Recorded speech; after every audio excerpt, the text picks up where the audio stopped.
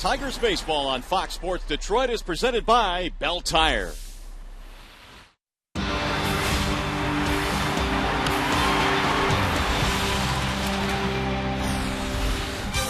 Tonight the Tigers are without their all-star third baseman Miguel Cabrera, suffering again an abdominal injury, but fear not, the Tigers are 8-1 when Cabrera doesn't start. His teammates have been able to pick him up.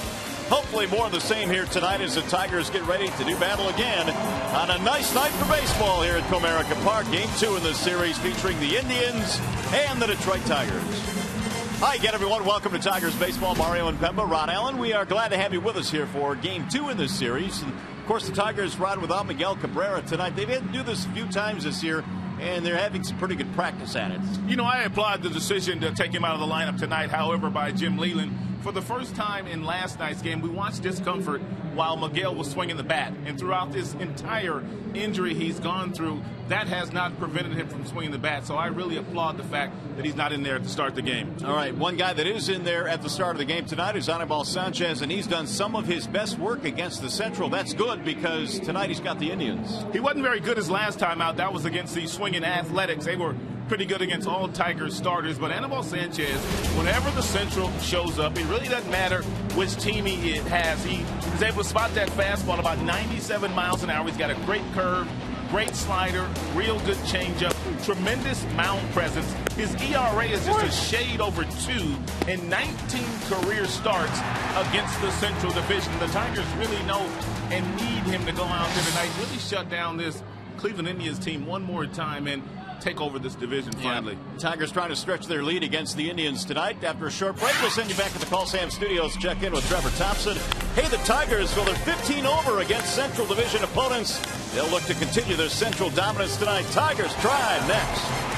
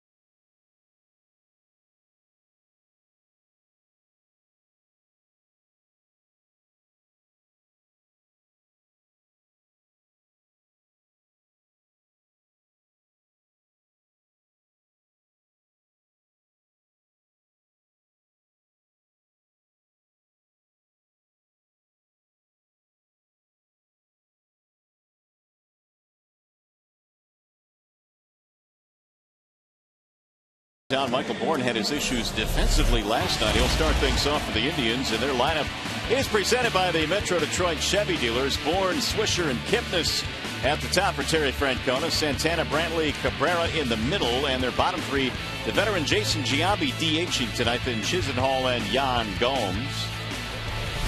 And they are facing Anibal Sanchez, who was presented tonight by Family Heating, Cooling, and Electrical. And Jeff Jones said that Sanchez's last time out against the Oakland Athletics had some issues with his lower half. He was opening up prematurely. Therefore, they stretched him out very early. He says he's made those corrections, and we should see the Anibal Sanchez we've seen all season long.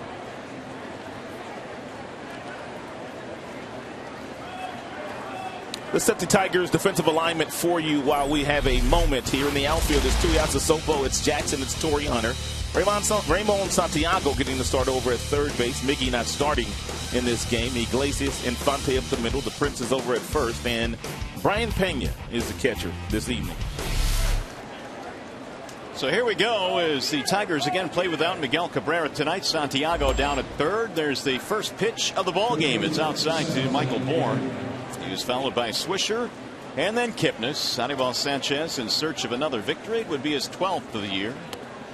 Wave and a miss. 1 ball and 1 strike. There's a bit of a delay to the start of the game tonight. Apparently somebody was playing some poker out there or something. A little card game going on. The chairs on the field. That's a first. Never saw that before. There's a strike call, 1-2. Tigers have really been able to contain Michael Bourne, their leadoff hitter, all year long. His batting average just a shade over 200 against Tigers pitching. 2 balls, 2 strikes on Bourne, who was hit safely in 5 straight. He was 1 out of 4 in the ball game last night. Swisher will be next. The Indians come in critical condition right now. They're 7.5 out behind the Tigers, although a little bit closer to the wild card. They feel much better about that wild card than they do trying to catch Detroit. Full count on the leadoff man, Bourne. And he walked him. Didn't want to do that. Sanchez getting ahead of the hitter ends up walking Bourne. Leadoff is on here. And Sanchez doesn't do a whole lot of walking or issuing them. He did give up 3 in his last start, which was the most he had given up in a while. Here is Nick Swisher. Swisher in last night's game had a double. He was 2 for 4. Tigers won a rain shortened contest, the second rain shortened game on this homestand. Michael Bourne always a threat to steal. He has 20 stolen bases this year. However, he's been caught 10 times, so he has not been running at will the same way in the American League that he did while he was playing in the National League. Swisher at 244. Looks at a ball outside, 1-0. Here is today's high-speed stat, and it's brought to you by Charter Internet, and it's just what I referred to, the fact that 277 total stolen bases are the most in the majors since 2008, and 267 of those came in the National League. 2 balls, no strikes on Swisher, and Sanchez now is throwing 5 straight out of the strike zone. Make it 6. It's 3-0. Sanchez in that last start had a rocky first inning against the Oakland Athletics, a game in which the A's would go on to win. He threw 112 pitches, but gave the Tigers only 5 innings that day. Ooh, he's swinging on 3-0 and sends it right back to the screen, 3-1. Yeah, Sanchez threw 29 pitches in the very first inning in his last start to Oakland. Jason Kipnis lurking on deck. Indians at 71 and 63, 7.5 back behind the Tigers. And they've lost 4 in a row now.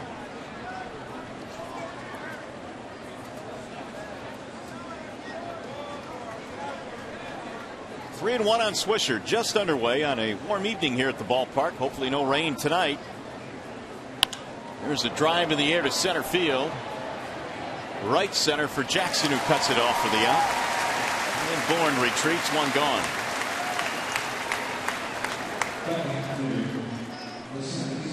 Now Jason Kipnis, their number 3 hitter. Kipnis did not have a hit last night, was 0 for 3. He did draw a walk.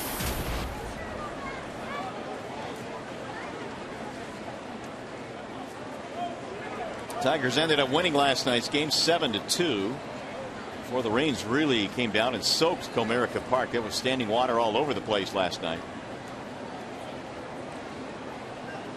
And very important for Anibal Sanchez to keep Michael Bourne right where he's at first base, keep his double play in order. And Jason Kipnis is grounded into 12 double plays this year, which leads their club.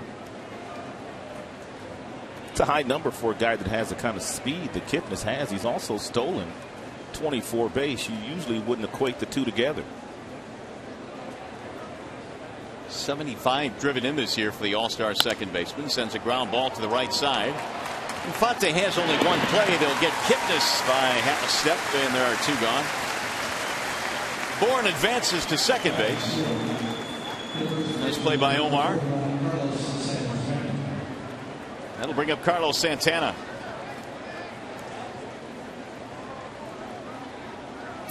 Santana had a double last night, was 1 for 3, bats .265 on the year.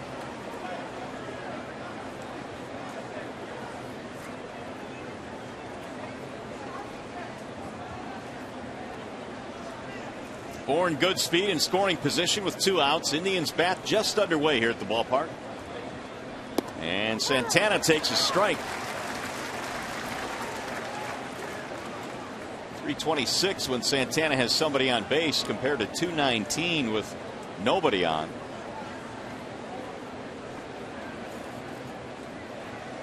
A little bit outside. 1 ball, 1 strike. They've got Santana batting in the cleanup slot tonight. He hits .269 this year when he's batting cleanup.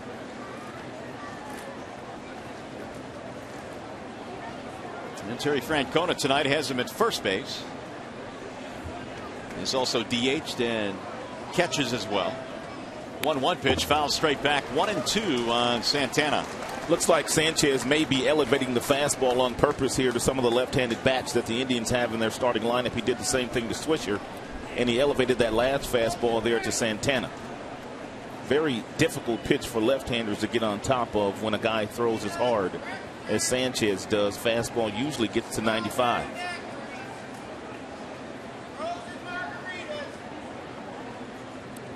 One ball and 2 strikes.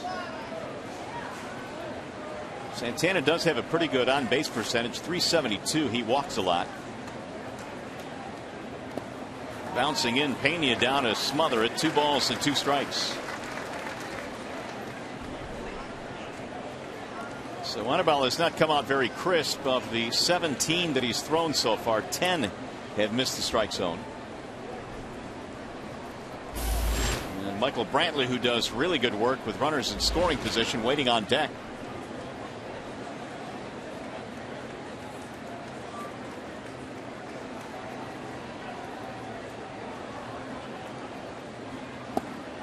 Oh, where was that? Sanchez thought he had strike 3. Full count, 3-2.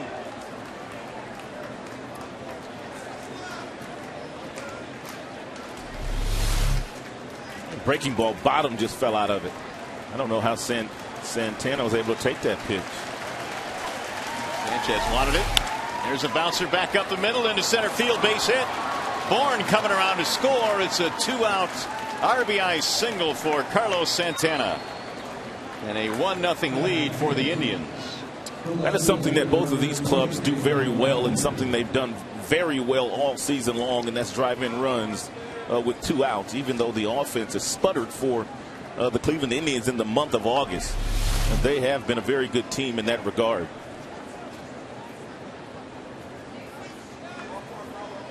Phantom Cam's back.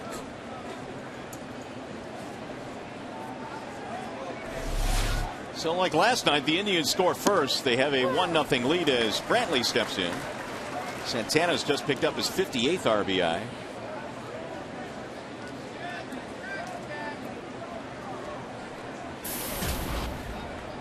Brantley batting .274, was 1 for 2 last night. He also walked. Chopper back up the middle. And Infante will flip it to Iglesias for the force. Side retired. 1 run and 1 hit. 1 man left.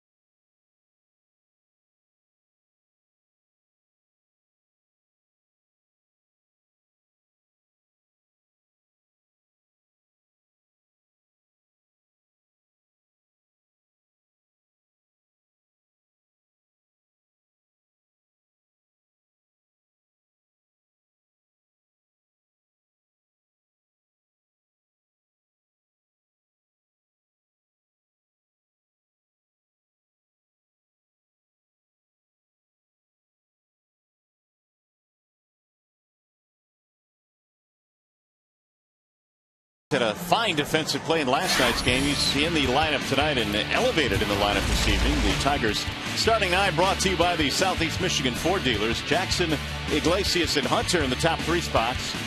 Fielder is cleaning up, then Victor and Tuiasa Sopo.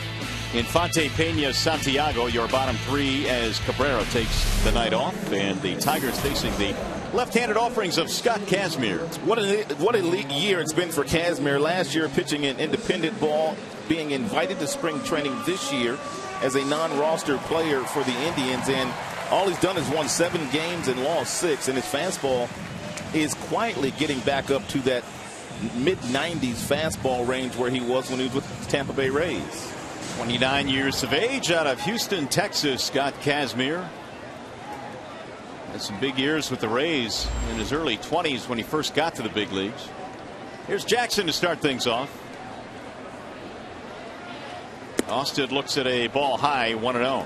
Kazmir has all 4 pitches. He's got the slider, he's got the curve, he's got the changeup. He likes to cut the fastball as well inside to the right-handed batters. 2 balls, no strikes. You see the velocity back in 2007 was 93.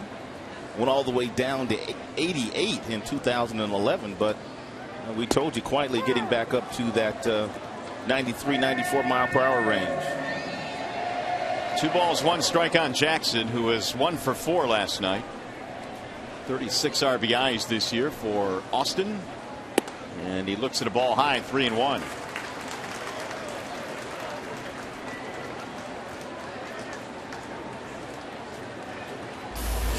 Iglesias waiting on deck. Tigers restructuring their lineup a bit tonight with Miguel Cabrera getting the night off. There's a walk outside, ball 4. Let's take a look at the Cleveland Indians starting defense. Is brought to you by Tim Hortons. In the outfield, it's Michael Brantley, it's Bourne, it's Swisher, Chisenhall, Cabrera, Kipnis, and Santana in the infield. And Yan Gomes is back behind the plate once again this evening. So here is Iglesias batting in the 2 spot. Jim Leyland mentioning before the game today that he likes the speed of Iglesias. Iglesias can also handle the bat. Can bunt for a base hit, hit and run. Very seldom hits in the double plays. He'll take a strike, 0-1. 2 out of 3 last night for Jose. And his average, as it has been most of the year, over the 300 mark. It comes in tonight at 316.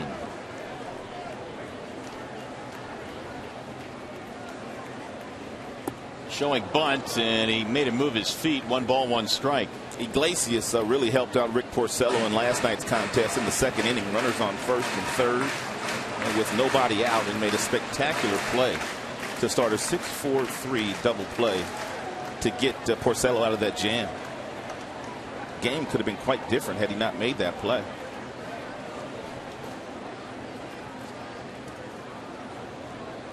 Here's the 1-1. Driven to center field on a line. That's a base hit. Jackson to second, and the Tigers with a good start to their 1st inning. 2 on, nobody out.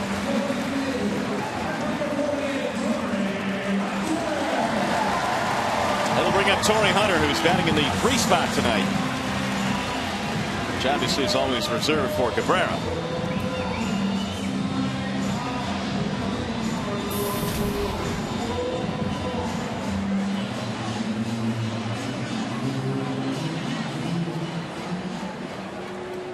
One for 4 last night for Torrey. It's the 2nd time this year he's batted in the 3 hole for Jim Leyland.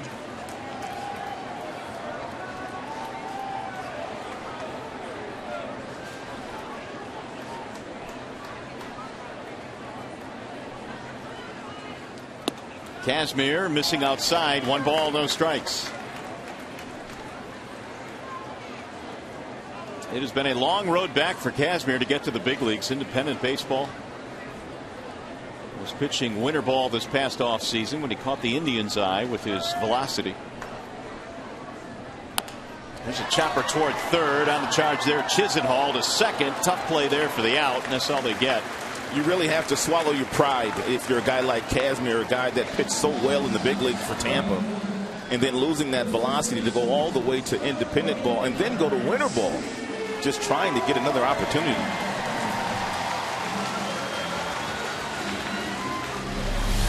Nice pick over at second base by Jason Kipnis. They weren't going to turn 2, but that's a nice job of him bailing Chisenhall, the 3rd baseman, out. So that'll bring up Prince now with runners at 1st and 3rd and 1 out. Fielder at 267, 21 home runs this year. He was on base a couple of times last night, scored twice. And he sends the first one back to the screen, 0-1. 2 walks. He was also hit by a pitch in last night's game. And in the month of August, Fielder batting .284. His numbers are up considerably, especially now with Martinez sitting behind him in the Tiger lineup.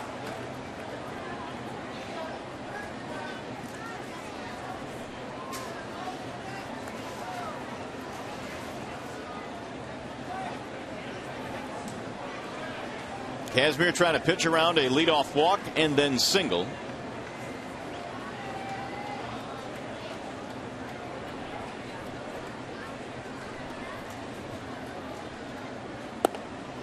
Ball low. 1 ball, 1 strike.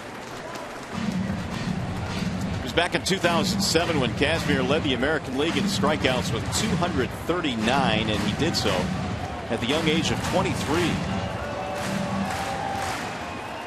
Last year we mentioned was pitching winter ball in the offseason, was throwing 94 miles an hour again, and that caught the eyes of the Indians. They brought him to spring training as a minor league invite.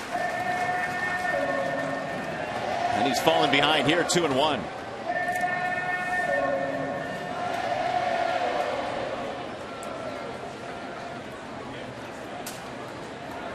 Lefties this year batting just .214 against Kazmir.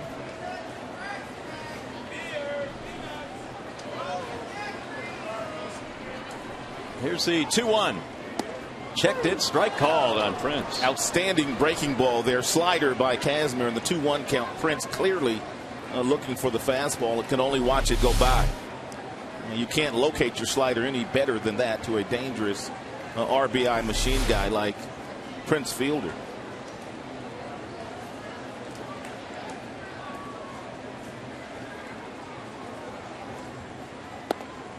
Ooh, that one just missed. 95 miles an hour from Kazmir, but the count goes 3-2. I don't think Jim will have an issue starting Torrey Hunter from first base here, even though he's not going to get a good jump. Jim would love to stay out of the double play. And should Prince hit one on the ground.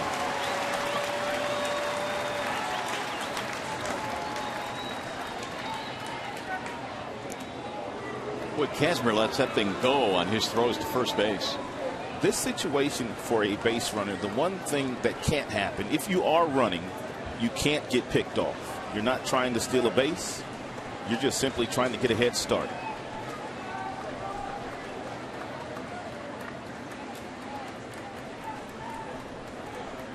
Runner holds, and it's on the ground at third. Foul. Outside of the bag there for Chisenhall. 3-2 the count stays. Torrey back to first base.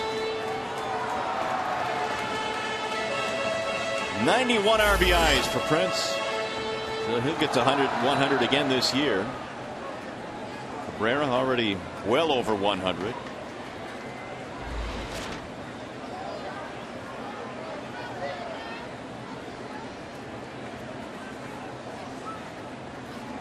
No pickoffs this year for Kazmir.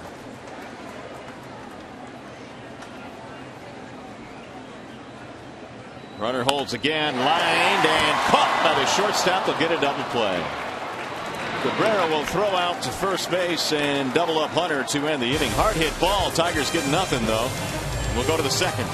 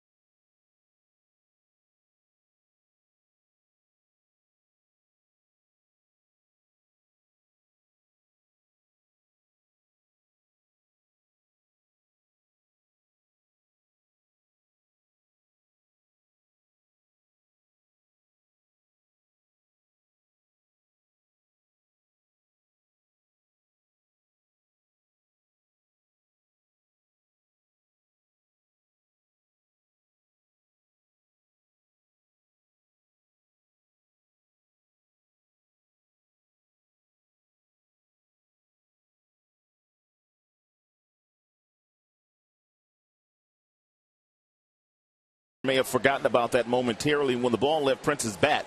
He thought it was going to be a base hit right up the middle, but because of the overshift on Prince fielder, Cabrera was right there to snare that line drive and double Torrey Hunter up. And Kazmir able to wiggle out of a jam, and now the Indians bat here in the second, up 1-0. As Asdrubal Cabrera leads it off. That's in for a strike. 21 pitches in that first inning for Sanchez. 11 of them were balls. Asdrubal batting .240, was 0 for 2 with an RBI last night. Anibal Sanchez has done his best work against the American League Central. In 19 career starts against the Central, he has a .201 ERA. That one is pounded back out of play. 1 ball and 2 strikes. Sanchez has also been able to pitch really well in this ballpark. 10-4 at Comerica. Big ballpark. He's a fly ball pitcher for the most part, and utilizes spacious Comerica Park.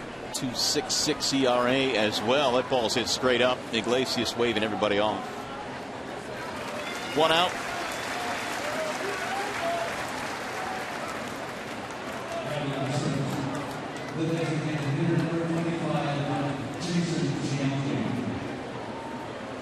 Anibal is leading the American League in earned run average at 2.61. I guess his ERA didn't take too much of a hit the last time he went up against Oakland. allowing 4 runs in 5 innings in that start. Scherzer on that list as well. The grizzled vet Jason Giambi stands in. He is batting just .185 this year. And he pulls that one foul. By the way, Rod, there are 3 things that you absolutely must know about Jason Giambi. Just 3? Yeah, here they are. His debut was in May of '95. Gas prices at that time about $1.17. He's never been traded his 19 major league seasons, and he's hit 437 home runs. How about those gas prices? You'll never see them again. 2 balls and 1 strike on Giambi. There is some gray in that beard these days, but he has rolled up a lot of numbers in his career. Swing and a miss. Awkward looking swing. When Jason finally decides to shut it down, he might just get himself a managerial gig at some point in time. Interviewed for the Colorado Rockies manager's job last year before deciding to play another year with the Cleveland Indians. That job went to Walter Weiss, his former teammate in Oakland. 2-2 on Giambi.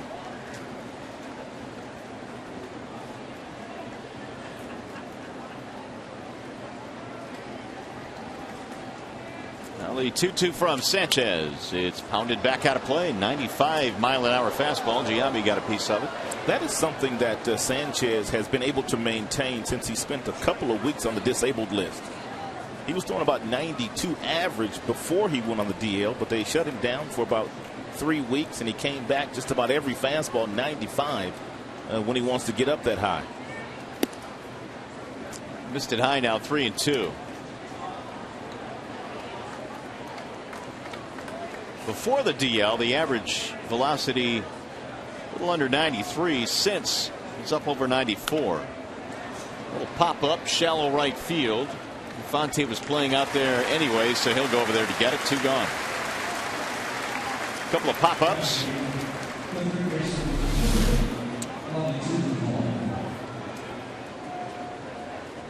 Made that play rather routine for Tiger second baseman. 2 up, 2 down. Here is Lonnie Chisenhall. Had a double in last night's ball game and was 1 for 2. Rolls 1 to third base. Santiago is there. Sanchez, an easy 1-2-3 second. Let's go to the bottom half. It is 1-0 Cleveland.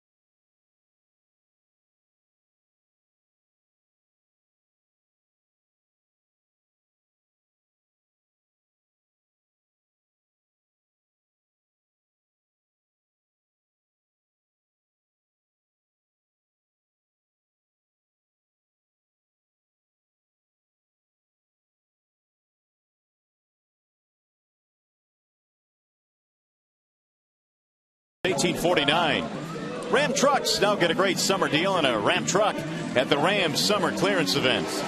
And by Maxwell House Large Can Coffee, good to the last drop. Celebrating Motown night here. How about Leland doing a little moonwalking? That's not the first time we've seen Jim do the moonwalk. The moonwalk's not really Motown, though. That is. And they are celebrating Motown music here at the ballpark tonight. It is 1-0 in favor of the Indians. And the Tigers will bat now. They will send Victor Martinez to the plate here in the bottom of the second. If you're the Tigers, you want to get Scott Kazmir early in innings 1 through 3. His ERA is almost 5.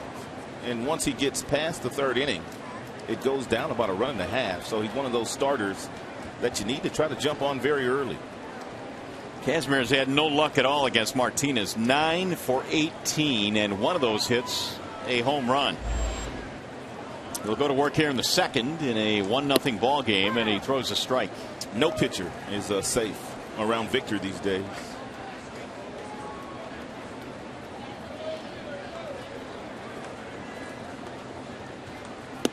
That's it for a strike. 0-2. So Kazmir, who like Sanchez in the first had trouble throwing strikes, is out to an 0-2 count here on maybe the hottest hitter right now in the game. Victor was at 390 in July, 391 here in August as we wind down the month. 1 ball and 2 strikes.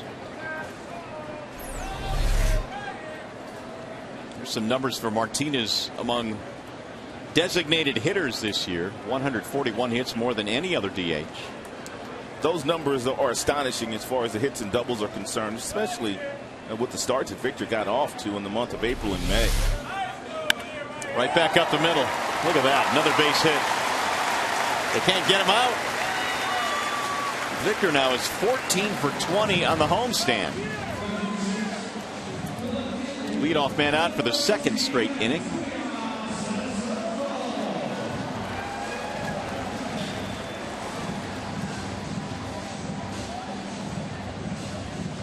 That'll bring up Matt Tuiasosopo, who gets the start in left in this ball game tonight against the lefty Kazmir.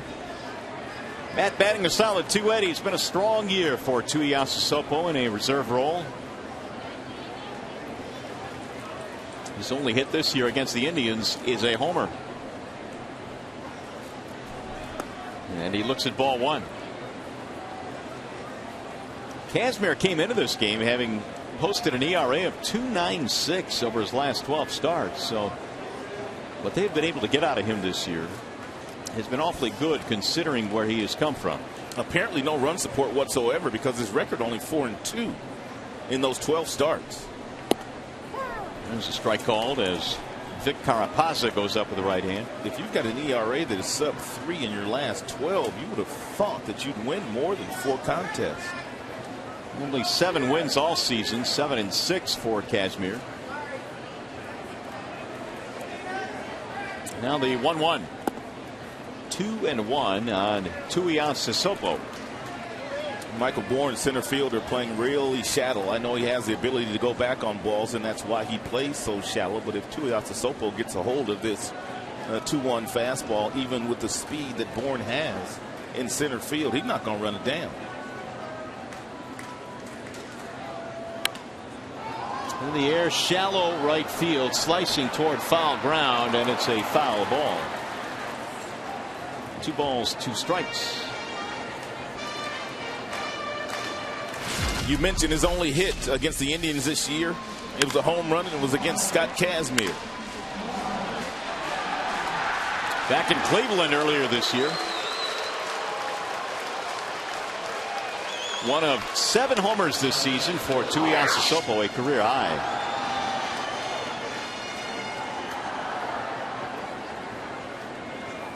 Tuiasosopo has used really foul line to foul line.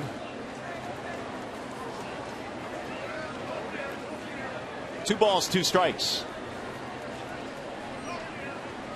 Leadoff single here by Martinez. We're in the bottom of the second. 1-0 Cleveland.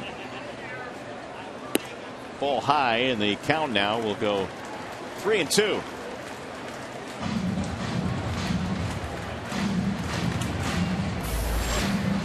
Omar Infante waiting on deck. Tigers have controlled the season series between these two clubs.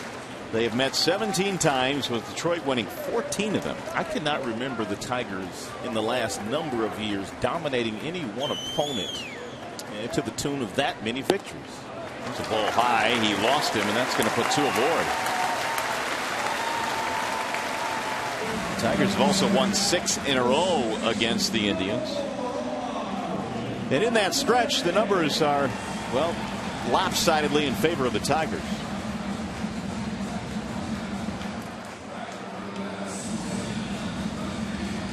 This inning starting like the last inning did. The Tigers get the first 2 men on.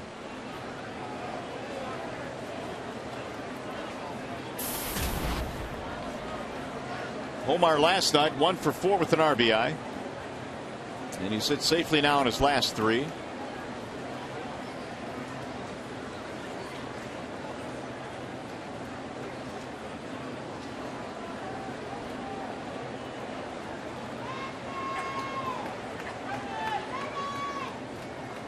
Showing bunt, and it's in for a strike. 0-1.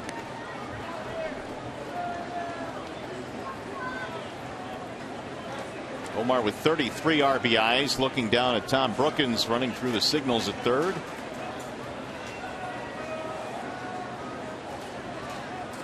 Leadoff single by Martinez, a walk to Tuiasa Sopo.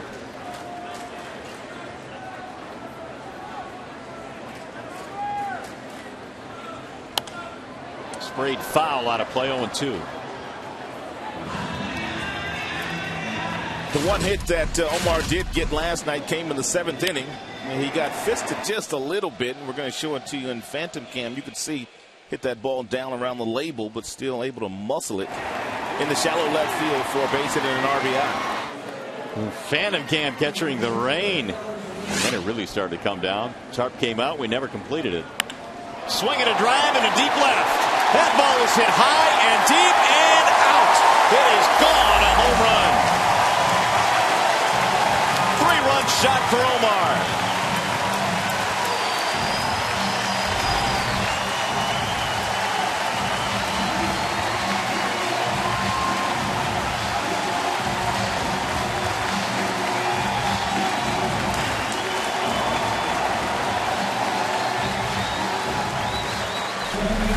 Omar got himself a slider at 83 miles an hour, and he absolutely killed that baseball.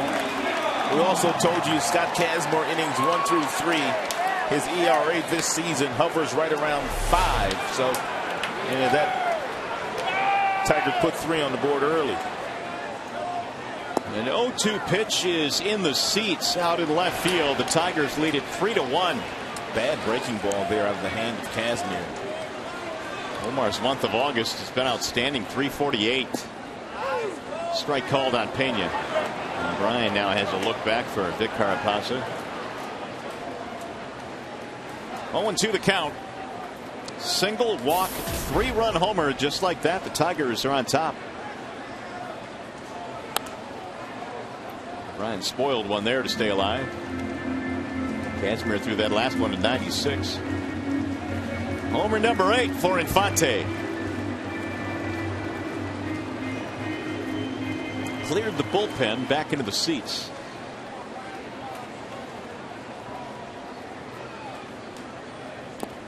A foul tip into the glove. He went fishing, and that's the first out of the inning.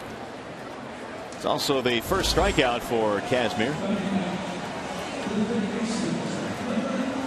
Here is Santiago.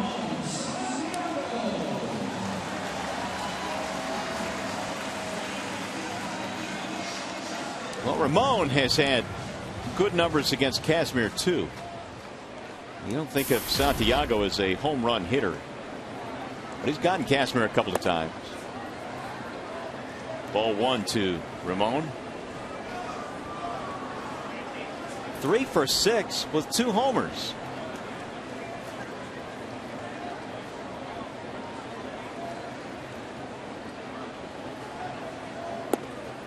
It floats on the outside part of the plate. 1 ball, 1 strike. Tigers again without Miguel Cabrera tonight, so Santiago fills in defensively at third. A little bit outside. 2-1 the count. Tigers have kind of held their own this year. Well, they've done better than holding their own when Miggy hasn't started a game. They're 8-1 in contests where he hasn't started, but you don't want him to miss too many games. Miggy said he came to the park today. Well, Miggy did come to the park today, and he told his skipper that he could play, but after watching him swing last night, Jim said, you know what? We're going to give you at least the start of this one off. 2 balls, 2 strikes.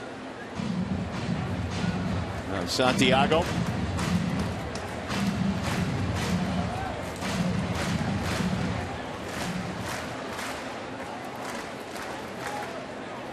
Here's the 2-2. Way outside. 3 balls and 2 strikes.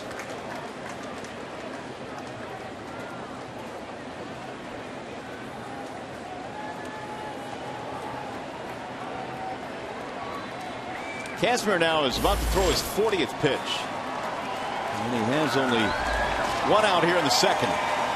Down 3-1. 2-time All-Star Scott Kazmir. Wasted foul back out of play. 3-2. A little emergency swing there by Santiago. Thought it was going to be up. Then it was in the strike zone, so he was able to spoil a pretty good breaking ball there by Kazmir.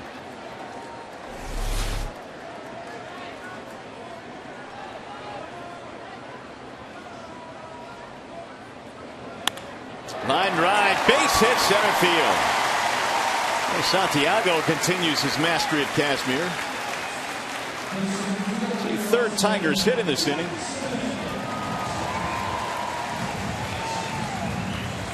Well, we told you we have Phantom Cam all weekend, and you can really see the approach of Infante here, the leading of the bat knob in Phantom Cam, which allows that barrel of the bat to get right over the heart of the plate. And when he does make contact, he catches it just right and sends it to the seats in left field.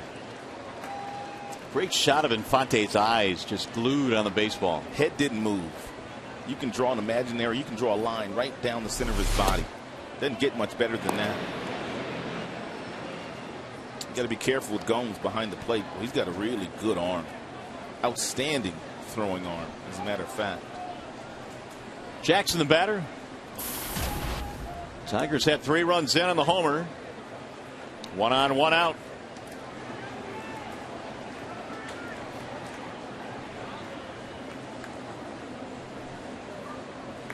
Swing and a miss. Out in front that time. 1 ball, 1 strike.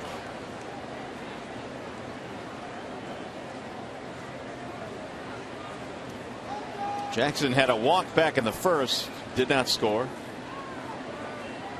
87 runs scored this year for Jackson, who once again is trying to get to 100 on the season. And only Cabrera has scored more than Jackson this year. Thinking about dropping down a bunt there with Chisenhall deep at 3rd. We don't see AJ do that very often. 2-1. A guy like Austin Jackson, you could add about 15 to 20 points on your average over the course of the year if you got yourself 7, 8 bunt hits. That's all it takes.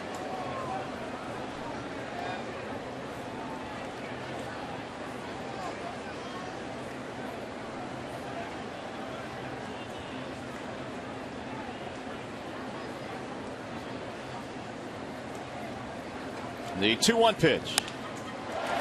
Shot to right field, base hit. Santiago to second. He will stop there, and the Tigers starting to pepper Kazmir now. Really good swing here.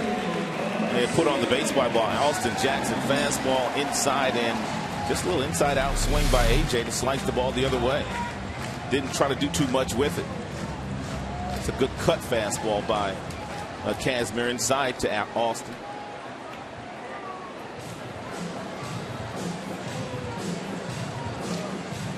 Phantom Cam with a look at the opposite field single. That is a really nice illustration of pulling the hands close to the body on an inside ball. So the Tigers threatening for more here.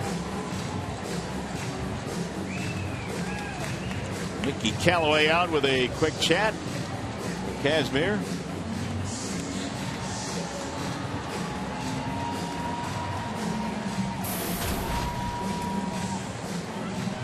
.317 this year with men in scoring position.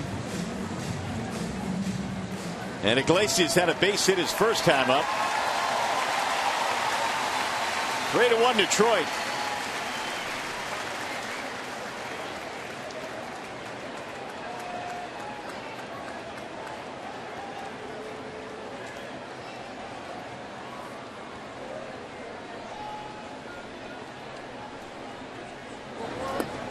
Strike called on Iglesias.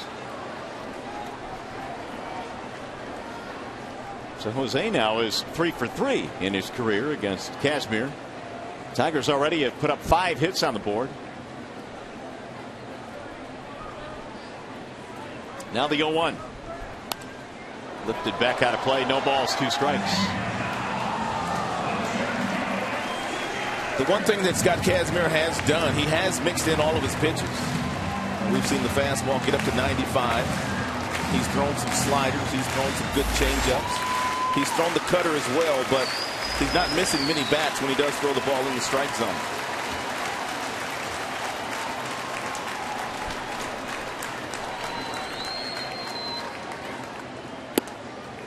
Off the outside part of the plate. And the count is 1-2 on Iglesias.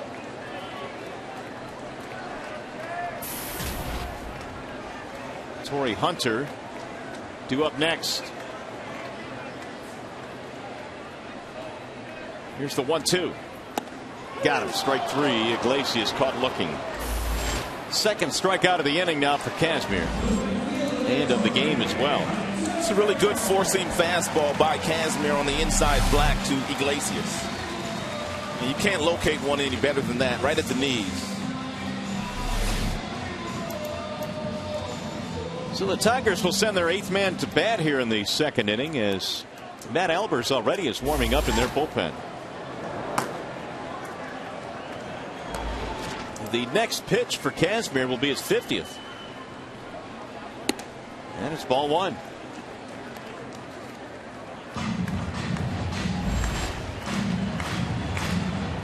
The ratio, as you see on Kazmir, not conducive for having a starter stick around very long if that continues.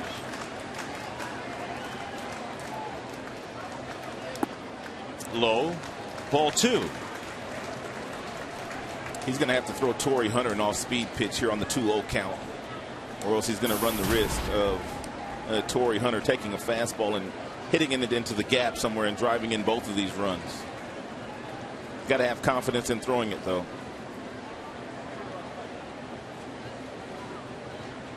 Swing and a miss. Good pitch. Outstanding pitch. 2 balls, 1 strike on Hunter. Was not going to give Torrey a 2-0 fastball.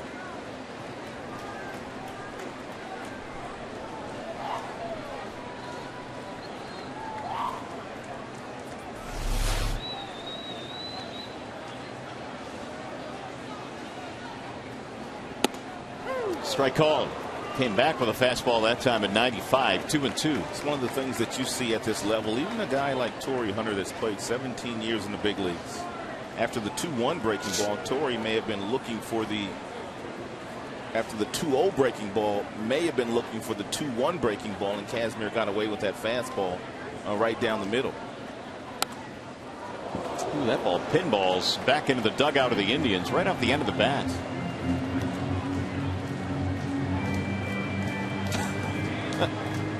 Didn't mean to do it. 2-2.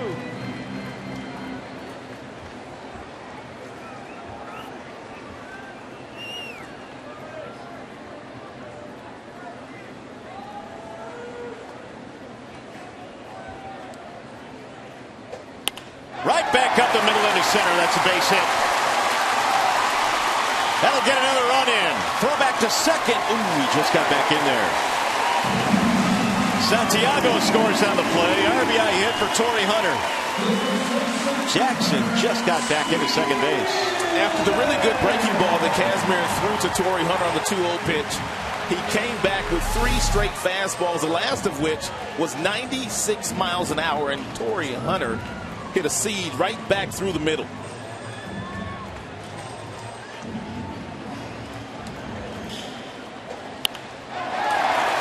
Bullet right up the box and into center field. Santiago scores with ease.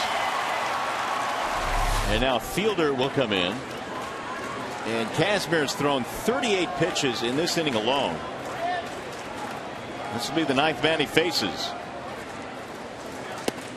Strike 1 on Prince. Hit the ball hard his first time up, lined one right to the shortstop. It ended up being a double play.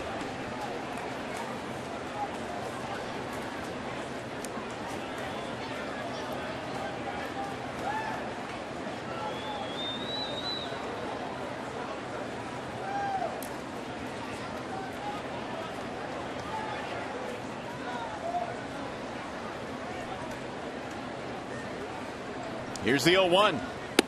High, ball 1. So an even 40 for the inning now for Kazmir, and you total him up 57 for the game. So at this pace, indeed, he will not stick around long enough. We've already had Albers warming up. Critical game for the Indians. They lose this one here today, and all of a sudden they're 8.5 back. They came in 4.5 out of the wild card chase. Wave and a miss. Tigers, of course, went to Cleveland and swept them the last time they were in Cleveland in a 4-game series. After the Indians had thoughts of staying close to the Tigers, that pushed them back a little bit. And now the Tigers trying to do the same in this series at home. Kansas City stubbed their toe lately as well. Bouncing ball, shortstop side. Cabrera going a long way the other way. Bounces one in there to first. They'll get the out to end the inning.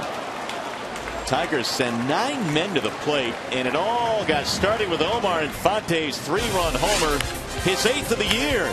Tigers baseball tonight, presented by Bell Tire.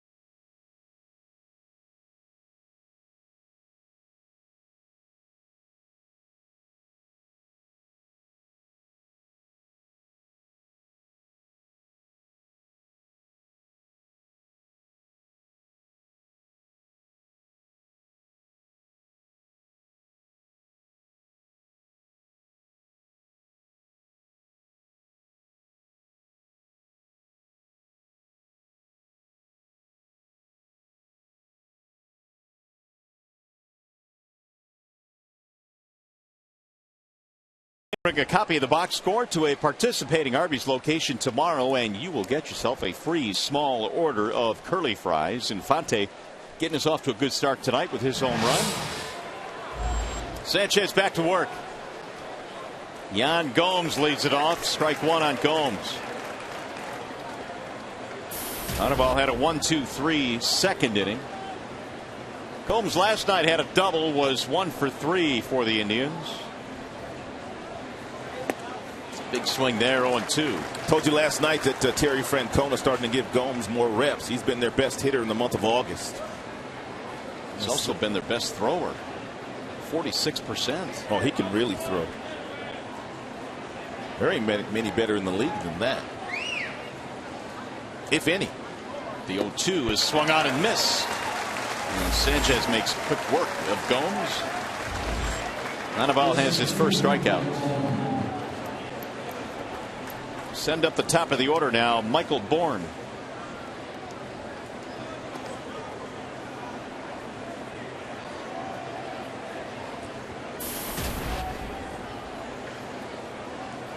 Bourne walked to start the game, then scored a run on the 2-out hit by Santana. He singled up the middle.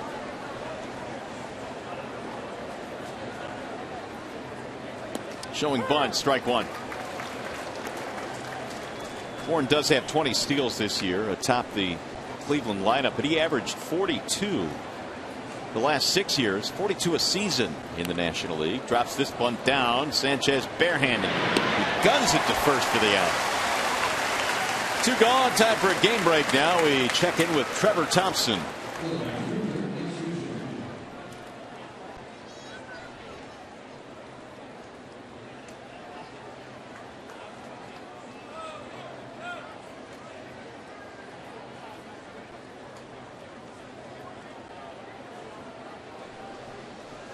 All right, Trev, thank you. Here it is 4-1 in favor of the Tigers. That wild card is tight, isn't it?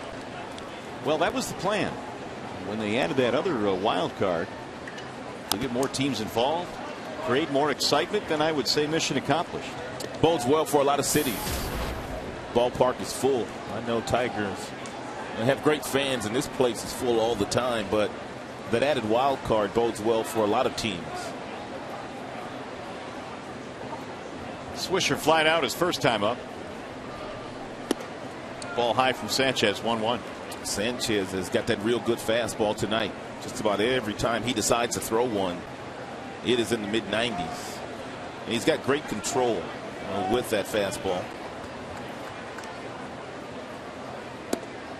He dotted the corner that time at 95. I'll take it one step further. He's got great command with that mid-90s fastball. He can throw it just about wherever he wants to. Like that. 1-2.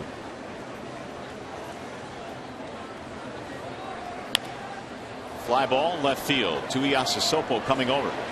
Into foul ground. Sliding. Can't get it. Great effort by Tuiasosopo. That would have been a fabulous play. Slow to get up. I wonder if he's okay. He had to run a long way. Left his feet. And just missed it.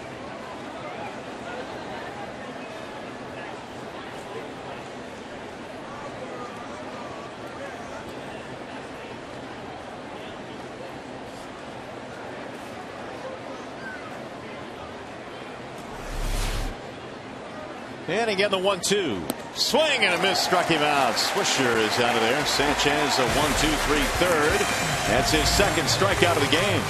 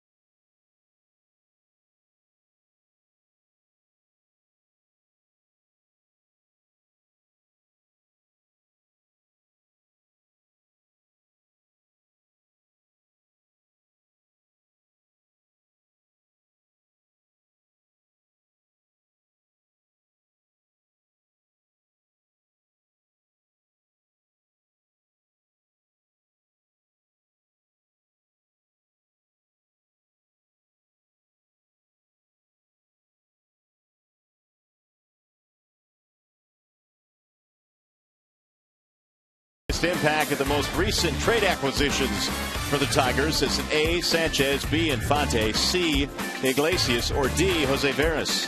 Text ACE, then a space, then A, B, C, or D to 37338. Make your choice. Here we go to the bottom of the third. It's 4-1 in favor of the Tigers. What was last night's question? Most exciting moment of this season so far? Yes, correct. Sanchez won that, I believe, with the 17 strikeouts against Atlanta. Did he? Yeah. It's a drive into right field, straight into the glove of Swisher. Torrey Hunter had a home run on there. Miggy had a home run on there. And, of course, Avila had a big home run on there. But the fans weighed in, and they thought that Sanchez's 17 strikeout performance was the most memorable moment of the season. I thought for sure it would be one of the walk-off home runs, because those are the lasting impressions. But that 17 strikeout game was awfully good. That was back on April 26th, and we even tried to put the home run from Cabrera off of Mariano Rivera on there, but we only had 4 spaces. Hard to narrow it down.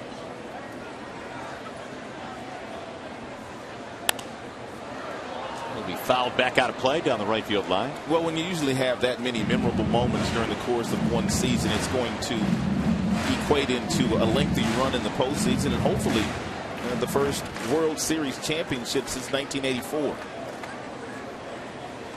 They have the team to do it. Rolled foul, 0-2.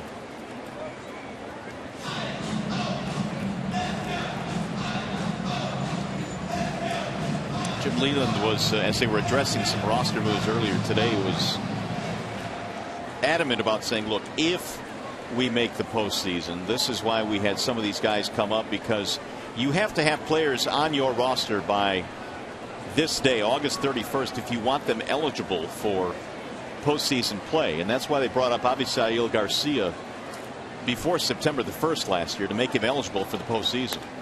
The Tigers are making some moves today, and Jim wanting people to know every team does this just to get ready for postseason. Phil Koch and Hernan Perez coming up today from Toledo.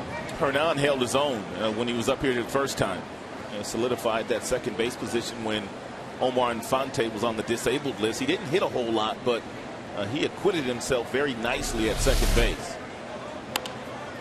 Rolled foul, third base side. And of course, we talked about Phil Koch a couple of nights ago, and if he could somehow come back and do what he is capable of doing, he would really help this team out down the stretch. The other two to make room. Bonderman goes to Toledo, Peponen to Lakeland, and that's based solely on how much time is left in each of those two minor league cities, but they'll be back up. Outside, 1 ball, 2 strikes. Koch can certainly be an X factor. He was in the postseason late last year, and they need him to be an X factor. Now the 1-2. Swing and a miss. Tuiasa Sopo was out of there. That'll be the 3rd strikeout now for Kazmir. Just a reminder, as you enjoy a cold one, to look forward to Miller time later in tonight's game, brought to you by Miller Lite. Miller Lite looks awfully good in Phantom Cam.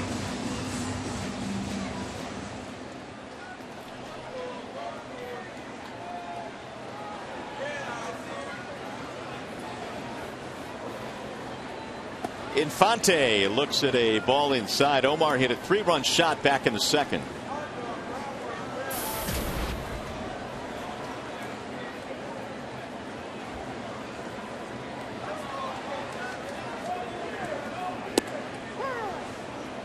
One ball, 1 strike. And last time Omar was up, he got himself an 0-2 breaking ball from Kazmir, and he deposited it into the left field seats for a 3-run home run. Wave and a miss. Kazmir's got that change piece working now. Cutter inside, change up away to the right-handers. Infante came in batting .348 in the month of August. Here's the 1-2. We'll shoot that one to second, but right at Kipnis. Kazmir rebounds with a 1-2-3 third. Let's go to the 4th.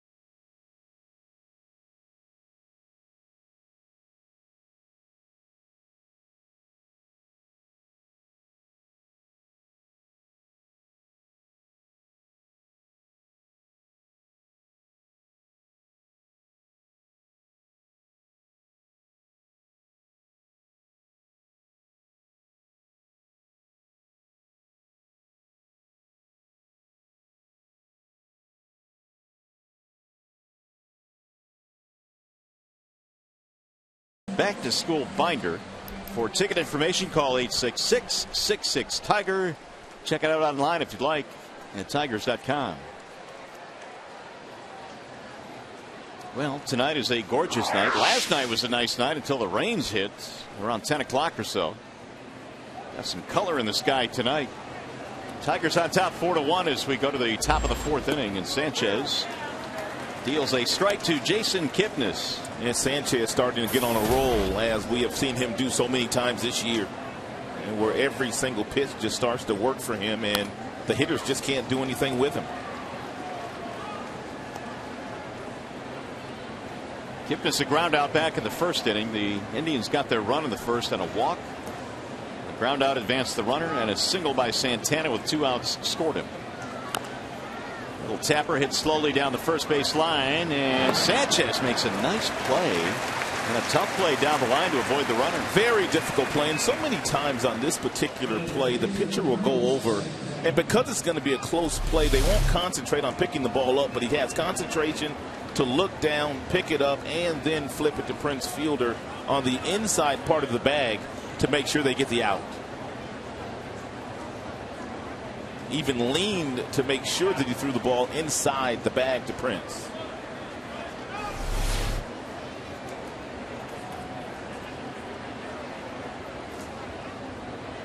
Here's Carlos Santana.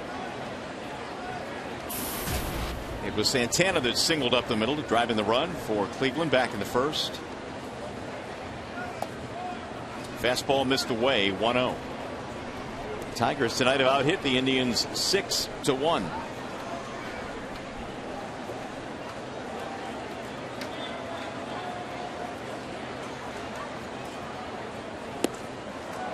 Santana ended up on his knee. It's the one thing they'd like to get him away from, and it's taking those huge swings like that, because usually when he's this aggressive, he comes up empty. Most guys, when they take a big swing like that, come up empty. I guess that's probably the one thing, and there's many things that impresses people about Miguel Cabrera, is the fact that he can do as much damage as he does and hit balls as far as he does. And very seldom do you see him take swings like that, over aggressive swings. And you never see Miguel ending up on one knee after a huge rip. Here's the 2-1. He's dealing now. I mean, he's absolutely dealing.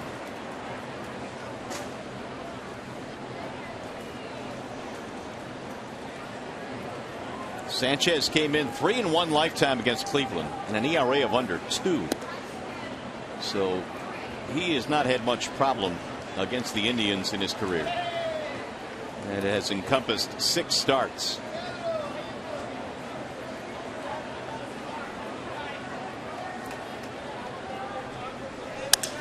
Shattered bat popped up, and Fonte to the grass. Santana's out. 2 gone. Hey, you can vote for your Tigers McDonald's Player of the Game, presented by the new Quarter Pounder BLT. Using your cell phone, text Tigers, then a space, and then the player's uniform number to 37338, or vote online at foxsportsdetroit.com. Fonte got to be one of your front runners right now, along with Sanchez. Well, what a spectacular shot that is. There's a ball down low to Michael Brantley. Hit into a force to end the first inning.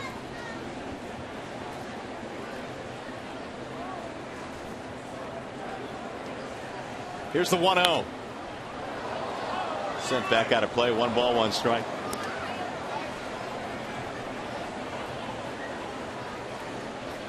Brantley this year has, well, actually, when you look at his numbers back to last year, has gone 222 consecutive errorless games in the outfield, a club record for an outfielder. He shoots this one in the air to center, right at Jackson, and Sanchez continues to cruise along. That is 3 straight 1-2-3 innings.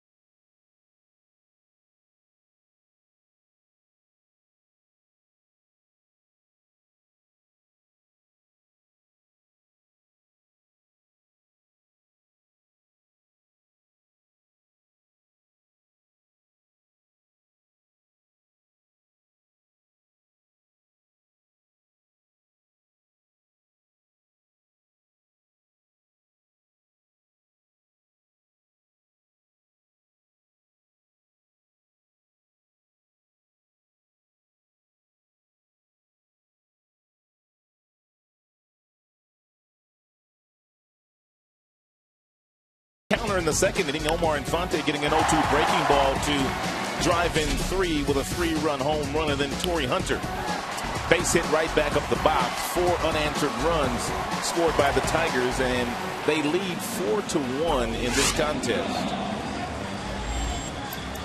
Infante, one of the 6 Detroit hits in this contest. Only 1 hit for the Tribe. Here come the Tigers now in the bottom of the 4th inning. It'll be Brian Pena, Ramon Santiago, and then Austin Jackson.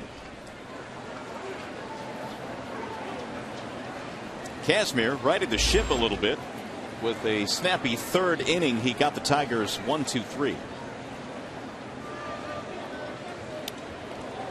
Pena standing straight up, took it all the way, and it goes to the backstop. 1-0. It was almost like Pena knew he was going to do that. Exactly. Let's see what Brian does here ahead of the count. 1-0. Looking for that fastball. He's paying attention now, and he chops it to short. Right at Cabrera. 1 gone. 1, 2, 3, 4, 5. 5 in a row retired by Casimir. Here is Santiago. Tigers at home this year, awfully good. They are a very, very good home team. 43-26 this season. 15 over when they play the Central Division. 37-22. 2 really key stats within your division and taking care of home field turf. There's a strike called. 0-1.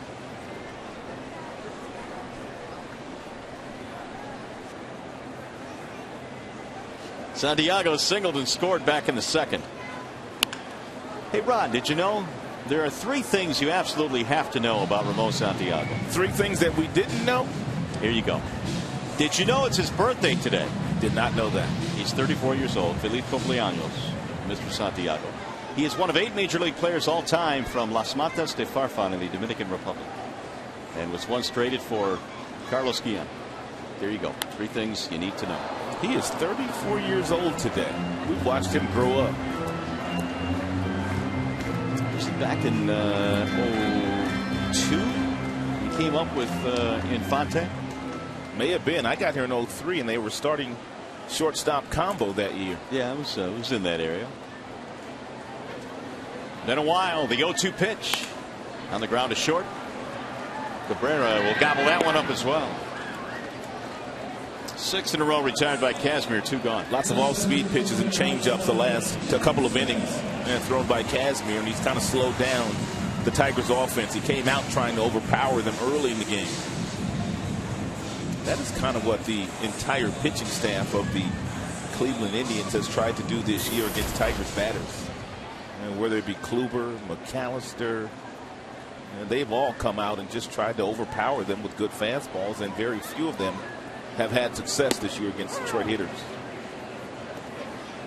Strike 1 on Austin Jackson.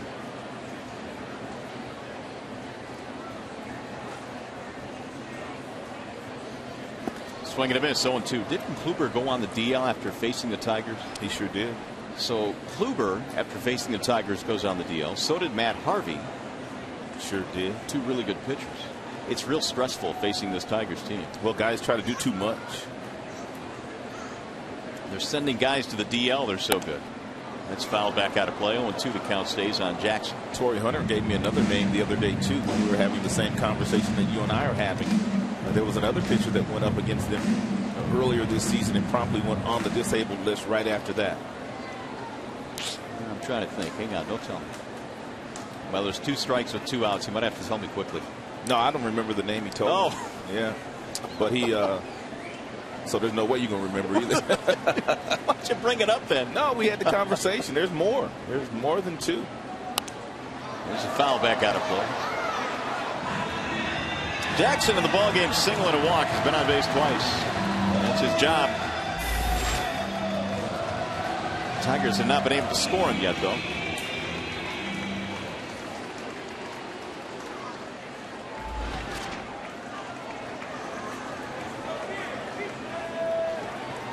Casimir taking a long look.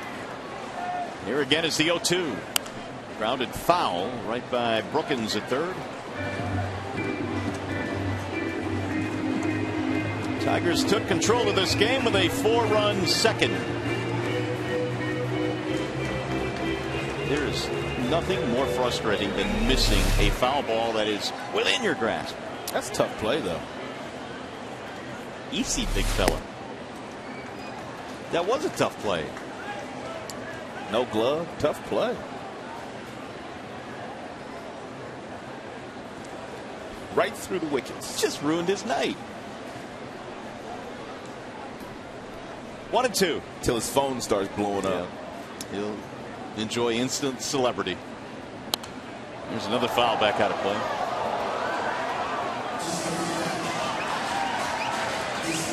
Kazmir had a 1-2-3 third, looking for the same here in the fourth. Iglesias on deck.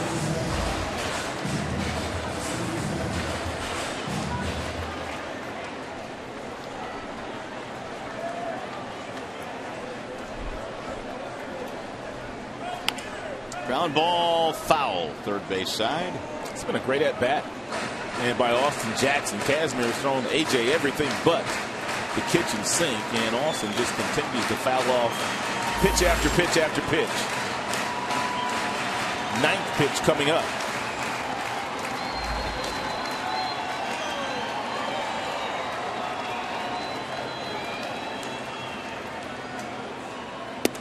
High, 2-2.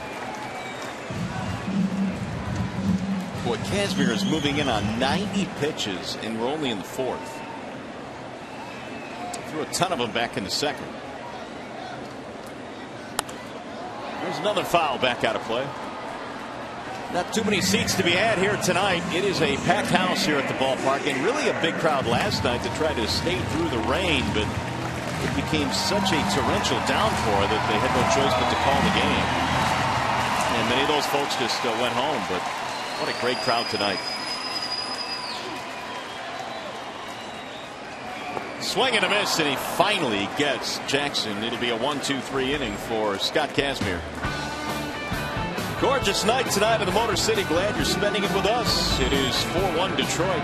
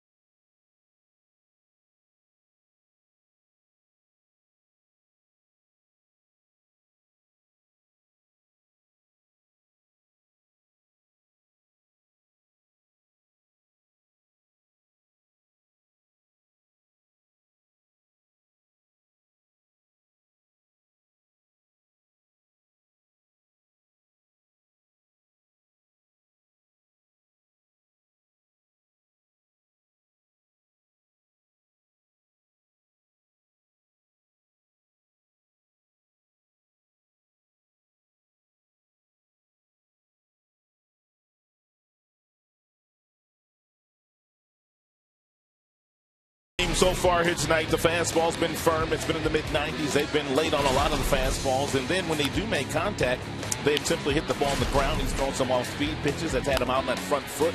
They popped those up, and he's also played some pretty good defense of himself. He's just doing it all here tonight, Anibal Sanchez. He's doing it all indeed, and he's on one of those rolls again. 10 consecutive retired for Sanchez, the last base runner. The RBI single by Santana back in the first. Asdrubal Cabrera leading it off in the fifth inning. And quickly 0-2.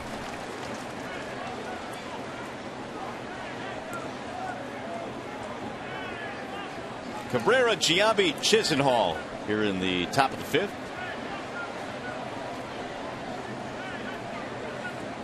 Sanchez brings home the 0-2. Right back to the mound off the pitcher. It's going to roll toward the second baseman, and there will be no play. You know, they really wanted that fastball inside. They did not get it in far enough. And Cabrera able to make some contact, hit it right off Sanchez, gets a base hit, and then he starts barking at on the ball.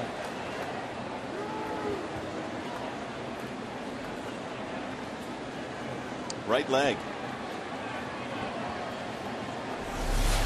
Only the second hit for the Indians. That one is of the infield variety. And here is Giambi.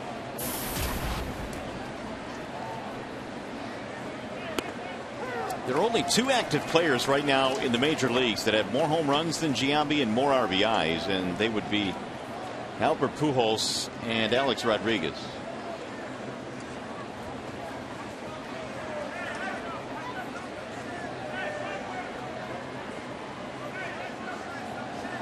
Giambi, however, is mired in a nasty slump.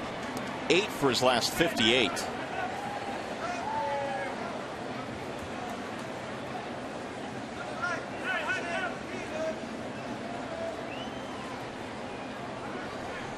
Now the 1-1. 2 balls and 1 strike. Active RBI leaders. David Ortiz and Todd Helton show up on that list.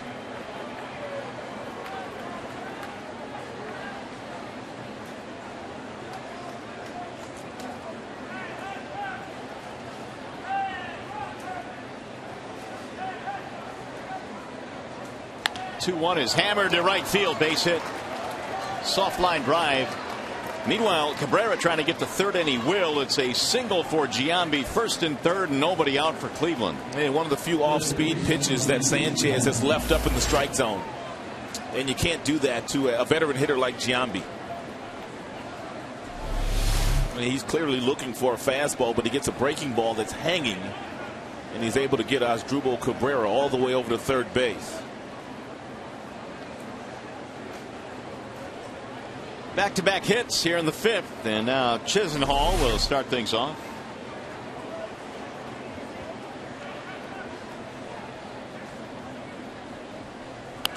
Fouled straight back, 0-1.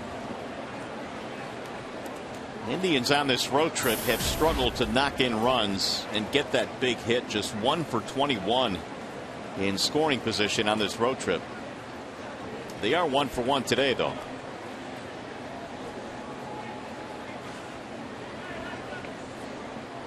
The 0-1 pitch. A little bit outside. 1 ball and 1 strike on Chisenhall. Ground ball out his first time up. He hit it to the third baseman Santiago.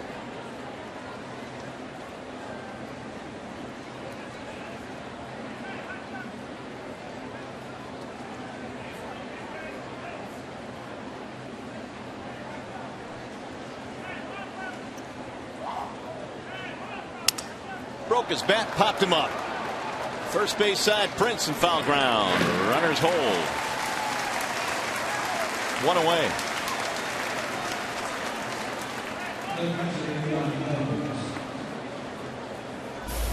Here's our Xfinity high-speed pitch, and Sanchez has been up to 96, but just about every other fastball he has thrown has been anywhere from 94 to 95. 78 with a really nice off-speed pitch. Phantom Cam about to show you a busted bat. That ball went straight up. Here's Yan Gomes. Back out of play, 0-1. Sanchez struck out Gomes swinging back in the 3rd. 287 batting average. Had a double in the ball game last night.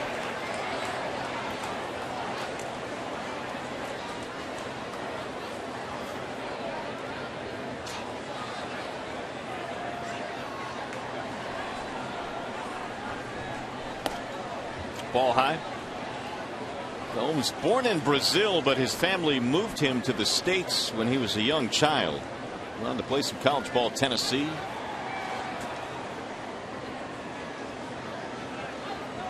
Terrific numbers behind the plate this year, but his offensive numbers pretty good as well.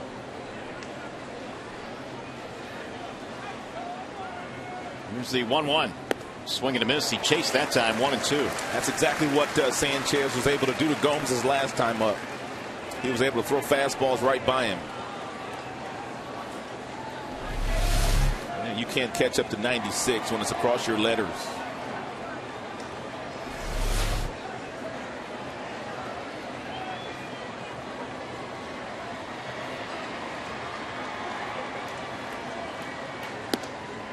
Wouldn't do it twice in a row, though. 2 balls, 2 strikes.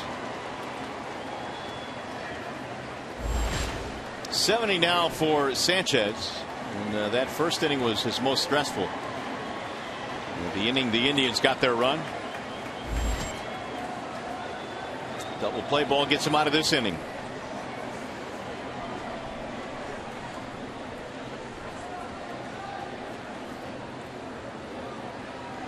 Swing and a miss. That'll work too. 2 gone. A strikeout of Gomes. Third of the game now for Anibal. Talk about changing your eye level. The previous pitch was a 96-mile-per-hour fastball upstairs, and then he comes back with a changeup at the bottom of the zone.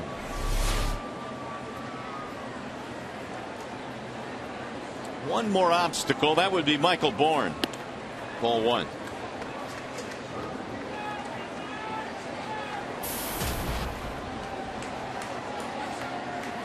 Couple of at-bats tonight for Bourne. A ground out and a walk. Also a run scored.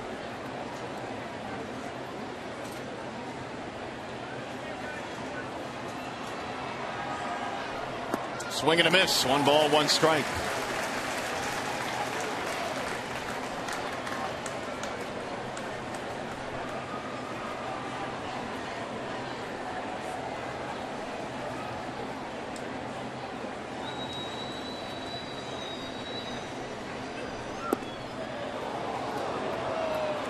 Sanchez wanted that last pitch, but did not get the call from Vic Carapazza, who is the on-plate umpire here tonight. Certainly could have been called a strike. Much different scenario now. 2-1 instead of 1-2. Ground ball first base side. It gets through just out of the reach of Prince. That'll drive in a run. Cabrera comes in to score. 2 out RBI single for Michael Bourne.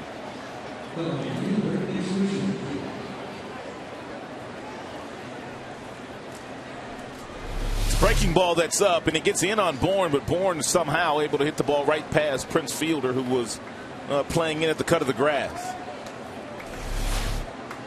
Indians now have 4 hits. And Bourne has 39 RBIs. That'll keep it going now for Swisher with the tying runs on the bases. Swisher a fly ball and a strikeout. And he looks at strike 1.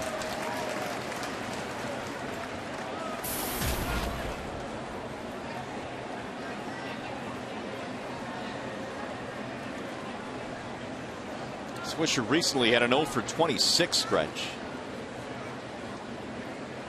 Here's the 0-1 pitch. And it's outside. 1 ball, 1 strike. One thing Nick does bring to this Indians team when they acquired him in the offseason, signed him as a free agent, is plenty of playoff experience. He's been to the postseason 6 times in his career. Yankees, White Sox, and Oakland.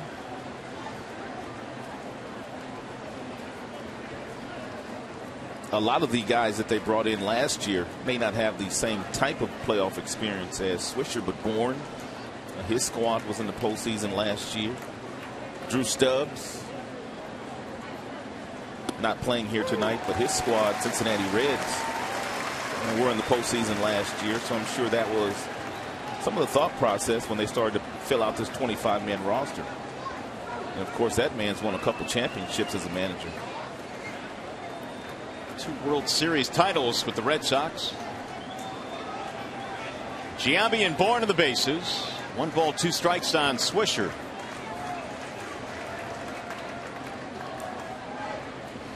Bouncing in. 2 balls, 2 strikes. Terry Francona will tell you that one of his best years as a manager wasn't necessarily managing in the big leagues. It was managing in Double-A Birmingham when Michael Jordan stepped away from basketball for 1 year. He also managed him in the Arizona Fall League, and then he managed him as well that summer in Birmingham Barons. They rode around on a real nice bus, too. I think Michael Jordan rented those boys a really nice bus. I saw Jordan play in the Arizona Fall League when I was broadcasting in those days back in Tucson. And boy, oh boy, did he bring quite a following with him. I was coaching in the Arizona Fall League that year. And really? it was, yeah, I did. I coached that year for the Chandler Diamondbacks. Here's the 2-2. Swing and a miss, struck him out. Swisher fans for the second time in this game, and Sanchez keeps the damage to a minimum. They get 1 run on 3 hits, and they strand 2. Tigers baseball presented by Bell Tire.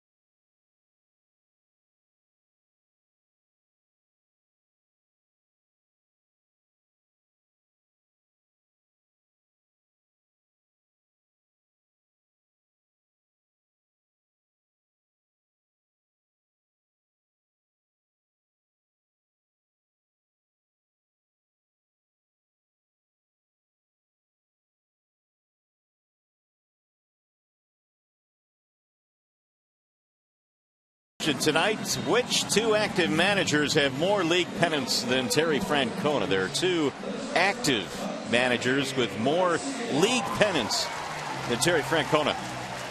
That's your question. Try and figure that one out. Meanwhile, the Tigers are leading this one by a couple of runs. And they will have Jose Iglesias leading it off as we go to the bottom of the 5th. Scott Kazmir is still out there. Iglesias, then Hunter, and then Fielder. 2, 3, and 4 in the lineup for Detroit. Ball high, 1-0. 4 runs, 6 hits for the Tigers. 2 runs on 4 hits for the Tribe.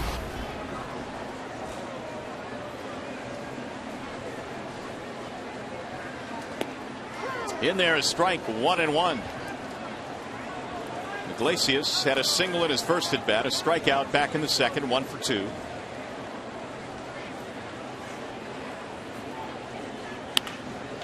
On the ground to the shortstop. Cabrera, off balance throw. Off target. Infield hit. Infield hit number 31 for Jose Iglesias.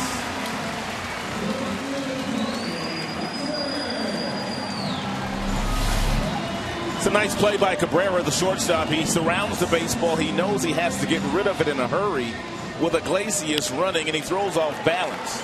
It's a nice job by Santana coming off the bag and to make sure that ball didn't get past him.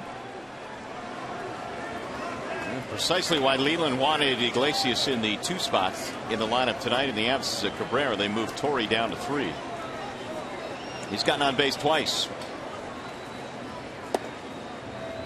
You can steal a base on Kazmir. Very difficult to run on the catcher Gomes, but at Kazmir, when he goes to that high leg kick like he just did on that very first pitch, he's very slow to home plate. If he gets correctly, you can steal the base.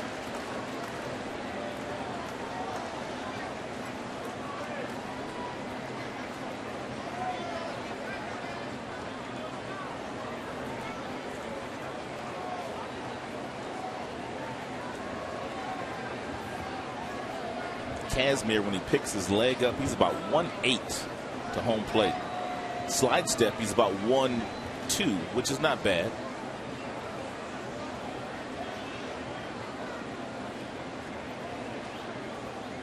Swing and a miss. 1 ball, 1 strike on Torrey. I mentioned Gomes is awfully good behind the plate. Best in the majors in his percentage.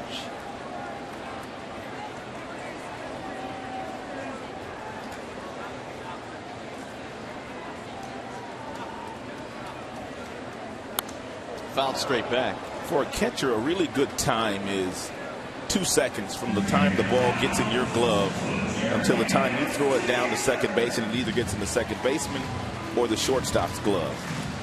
Gomes regularly gets clocked at 1.8, so he is a lot faster than most in the big leagues.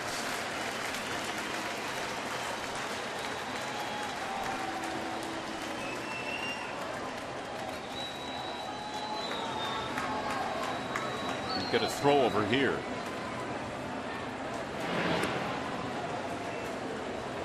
The signal for the throw over is the catcher just pointing the thumb to first base. Tigers have had the leadoff man on in 3 of 5 innings as Brian Shaw starts to warm up now for the Indians.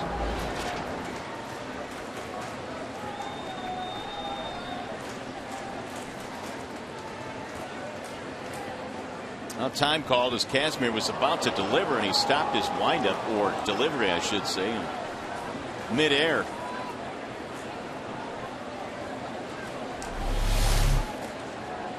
And late timeout given to Torrey Hunter.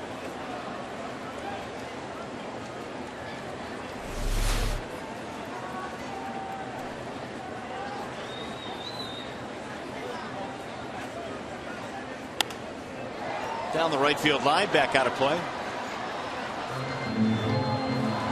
So Casimir is going to get to the 100 plateau, and we're only in the 5th inning.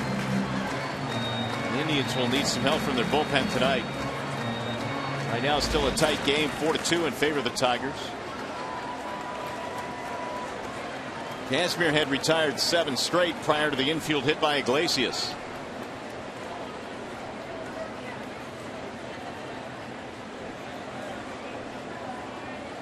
Bouncing ball to second. See if they get 2 out of this. There's 1. And a double play. Not a tailor-made double play by any means, and a flip from Kipnis, really from a long angle.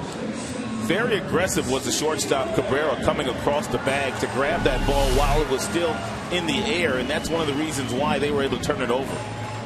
It's almost like he met that ball before he even got to second base. 2 outs, nobody on. It's the second double play the Tigers have hit into tonight. Fielder hit into the first one on a line drive. Sends that one back out of play, 0-1.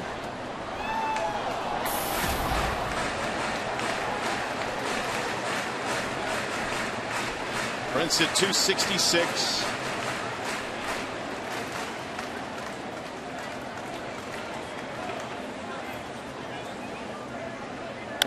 Little chopper back up the middle. Cabrera will handle this one across the bag. That'll be it for Detroit. No runs, a hit, and nobody left. Let's go to the 6th.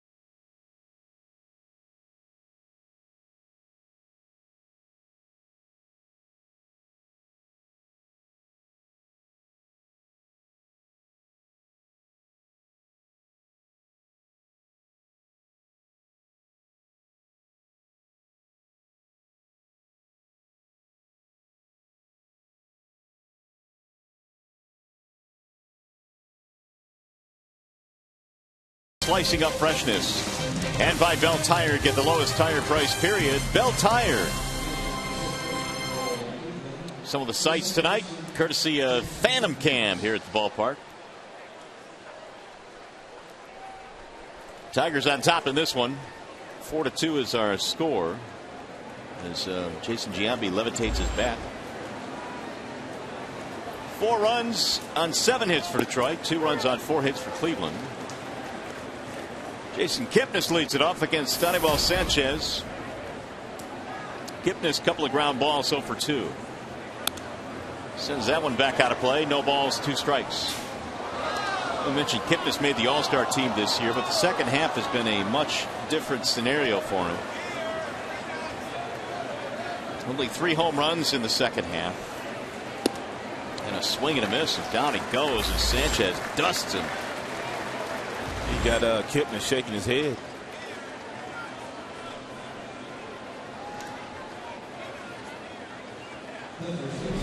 Anibal's done this a lot today. He has elevated a lot of fastballs on purpose, throwing it right to the glove of Pena, only to watch a lot of these Cleveland Indians hitters not able to hold up on that elevated fastball.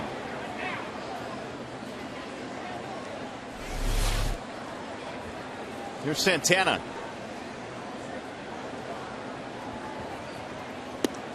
I know Sanchez gave us a little glimpse of the way that he is pitching this year, down the stretch last year. But boy, there's been very few right-handers in this league that have been more consistent than Sanchez every 5th day. Well, right-handed batters hitting just a shade over 200 against him.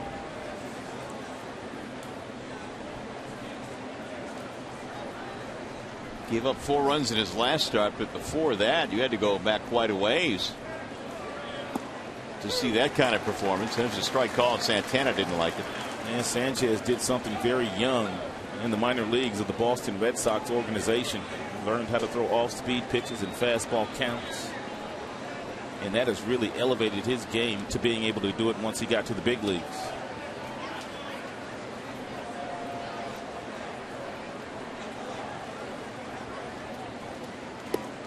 That one sails outside. Sanchez said he had a big fastball when he was in the minor leagues in Boston, but he continued to get tired in the 4th inning every single game because he was overexerting himself, throwing all of his fastballs at 97, 98 miles an hour. Learned how to change speeds. Popped up foul, back out of play. 2-2. That's what we saw the young man Salazar do when he faced the Tigers back in Cleveland. The kid that has the really good arm. He was throwing upper 90s late in the game. He sure was, until that last pitch Miggy hit out of the ballpark. The last pitch he threw that day. So maybe that's something that he will learn along the way. 2-2 is on the ground at first, and right at Prince. 2 gone here in the 6th. Time for a game break. We check in with Trevor Thompson.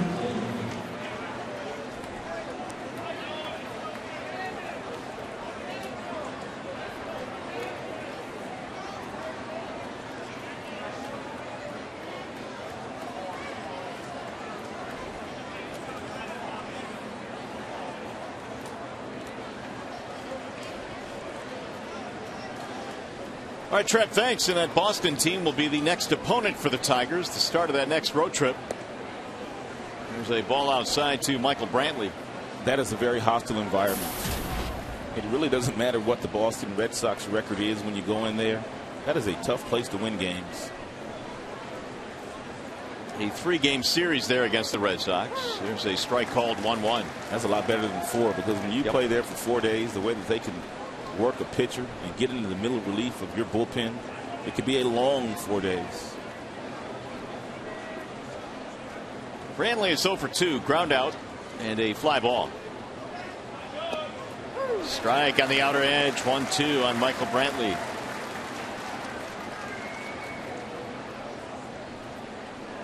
Five strikeouts in this game for Sanchez. He is eyeballing number 6.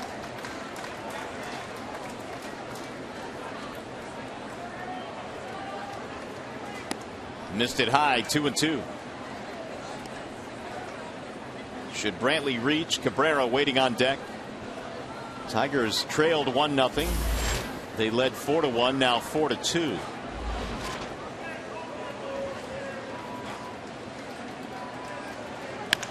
Drill toward the gap in right field. Hunter is on the run, won't get it. It'll split the gap and go to the wall. This has triple written all over it. Brantley is on his way to third. He's in there with a stand-up 3-bagger. That is the third triple of the season for Brantley. And one of the things that we told you Sanchez very successful at doing all night long, and that's getting them to swing through the fastball upstairs. And he was not so fortunate with this 93, a mile-per-hour fastball to Brantley.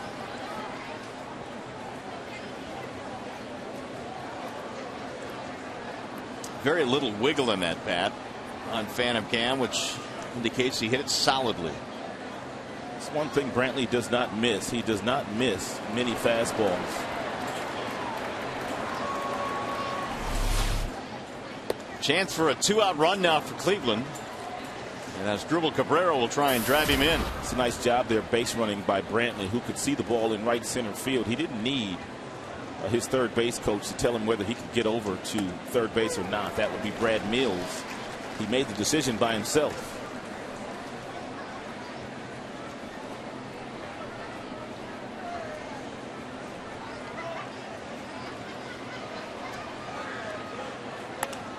Popped him up. Third base side. Santiago coming in along with Pena. Pena makes the play. And they will strand a 2-out triple. Tough play for Brian Pena, but he held on.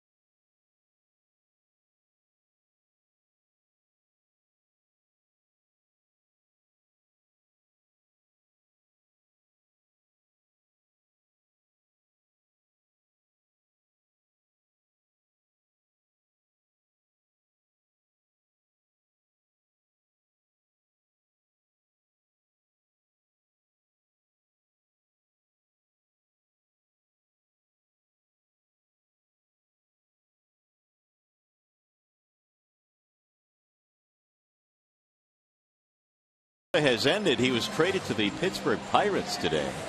Taijuan Walker won his major league debut last night for Seattle, and Edinson Volquez signed a free agent deal with the Padres, with the Dodgers. Season with the Padres, 9-10 record, 6.01 ERA. Justin Morneau just doesn't look right in that Pirates hat after watching him spend 11 years with the Minnesota Twins. Not at all. The Dodgers just continue to pick up everybody that's on that waiver wire. Edinson Volquez, the latest. Brian Shaw now comes in a wall side windows pitching change. A lot of cut fastballs thrown by Brian Shaw, and they will get all the way up to 92, 93 miles an hour. Slider. He's got a split-fingered fastball and also a curveball. Tigers trying to build on their 4-2 lead. We're in the bottom of the 6th inning. Casimir goes 5 in this game, and he surrendered the 4 runs in the second. That was it. Victor Martinez leads it off. Sends a ground ball back up the middle. Kipnis on the backhand. 1 pitch, 1 out. Here's that AT&T trivia question again for you. Had an opportunity to think about it. Which two active managers have more league pennants than Terry Francona? Well, one of them's in this ballpark. That would be Jim Leyland and Bruce Bochy. They've each won 3 league pennants. I threw about 4 or 5 names out there, and Bochy was one name I did not come up with.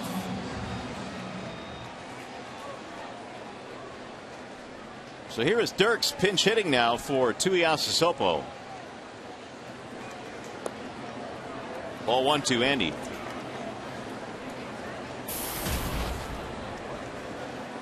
Two out of 2 last night. Scored a couple of runs. Had a double.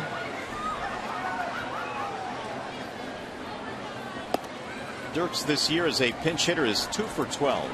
His batting average has been on the steady climb as well in the month of August. He's up over 250 now.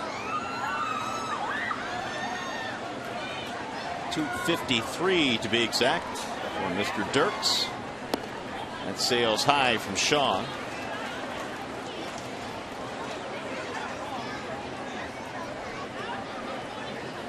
Andy last season batted .322 in 88 games for the Tigers.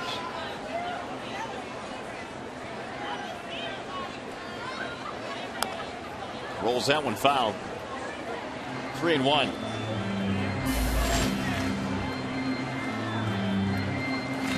Fonte waiting on deck.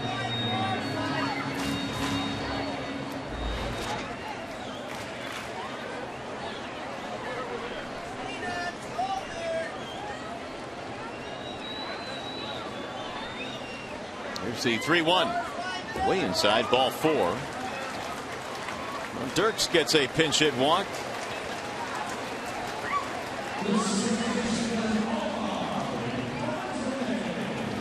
In case you missed it, back in the second inning, Omar Infante got himself an 0-2 breaking ball from their starter, Scott Kazmir, and hit a 3-run home run. Also told you this Kazmir, that's when you got to get him. Innings 1 through 3, which the Tigers were able to do. Omar's home run was his 8th of the year. He hit 12 total last year. 8 with the Marlins, 4 with the Tigers. That one sails outside, 1-0.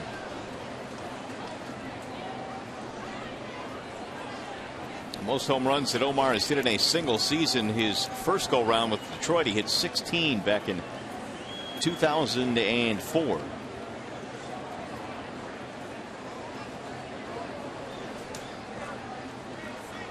Runner goes.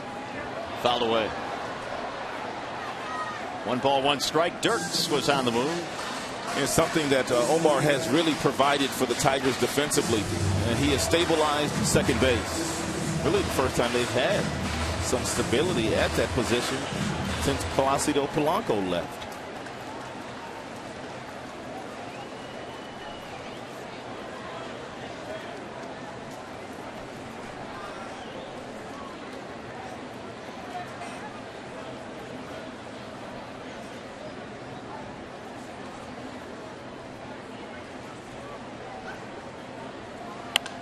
Driven in the air, deep into left field. That ball is up there. It is back, and it is gone.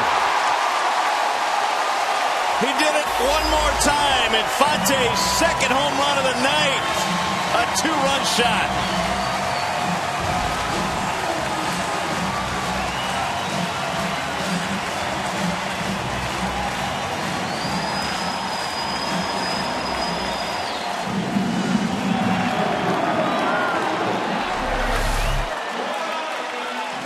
Omar got himself a breaking ball that was upstairs, and he hit it out for his second homer of the day. He has 5 RBIs on the evening. This ball getting his Bradley nearly made a sensational catch. Off the top of the fence, out of his glove. Well, you talk about dropping one in.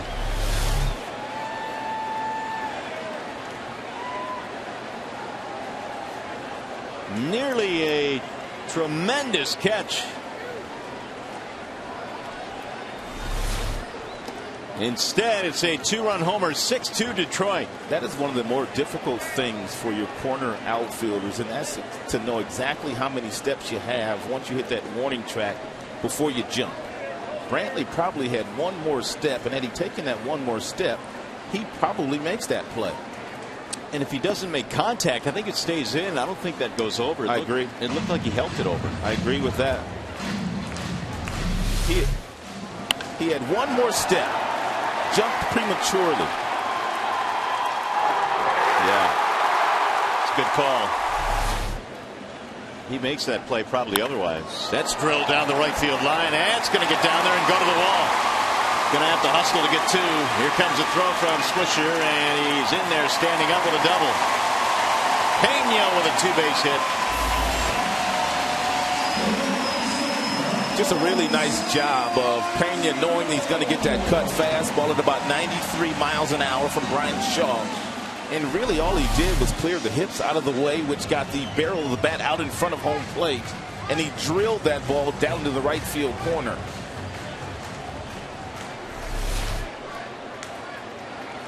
Nine Tigers hits now. They lead 6-2, looking for more.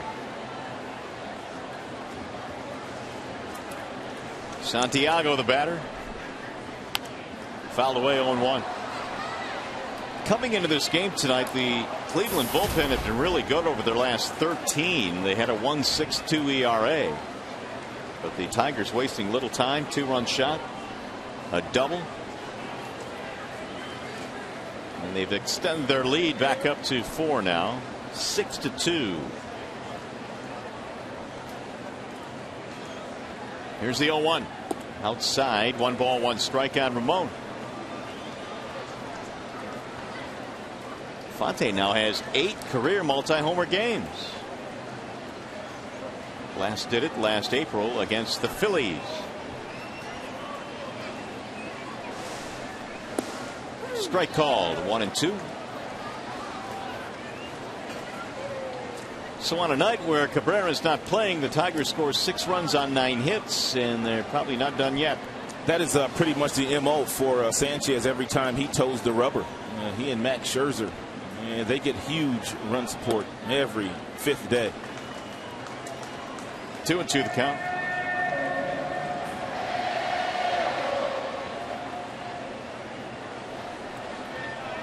Max will be looking for win number 20 when he takes his next start.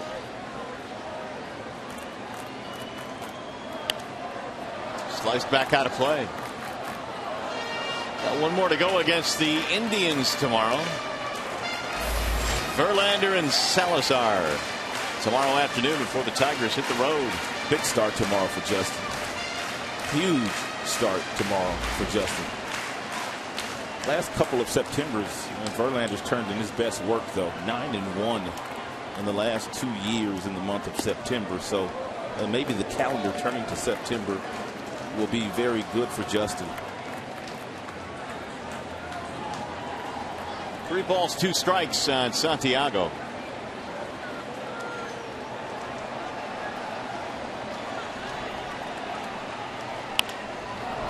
That's in the air to right field. Swisher moving over.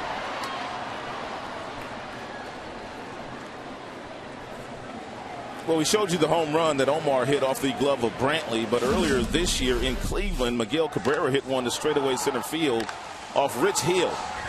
And their center fielder got back to the wall. Michael Bourne right off the glove and out for a home run. Most of Cabrera's home runs are no doubters. That one needed a little bit of help. Brantley nearly made a tremendous catch, but off his glove and then over the wall. Here's Austin Jackson with 2 outs. Strike called.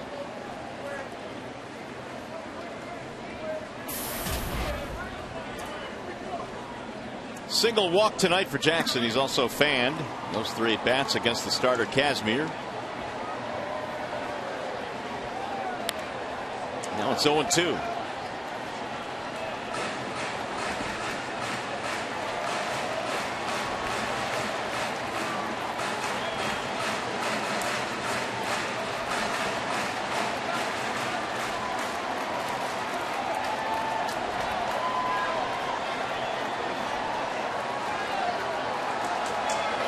Now Jackson waits on the 0-2. Here it is. That'll get back into seats. There is action in the Detroit bullpen. Bruce Rondon is warming up. First big league save last night.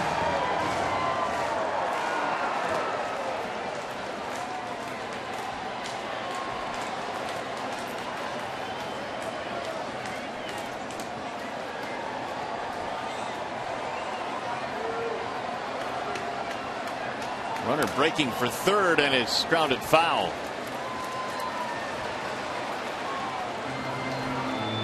Pena will go back. Double Nichols feeling awfully frisky here tonight. Taking off the third base.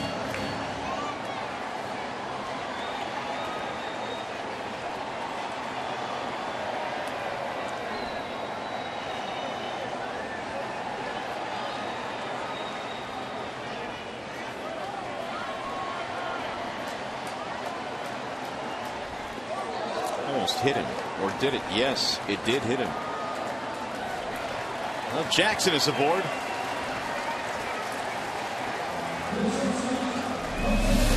He had him 0-2. Split-fingered fastball. He didn't get on top of it. It sailed on him.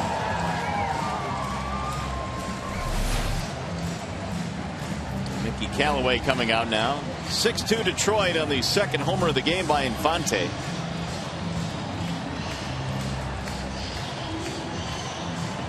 Cleveland pitching coach making a trip out. Shaw came on here in the 6th inning, replacing the starter Kazmir.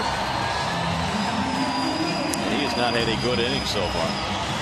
By the way, Fox Sports 1 is available on all TV providers. Go to foxsports1.com. Find out what channel Fox Sports 1 is on in your area.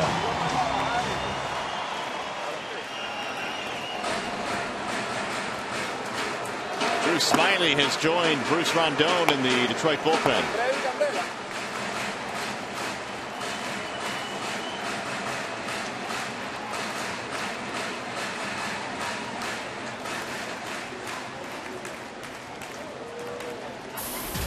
Here is Iglesias. A couple of hits tonight. His last one was an infield single.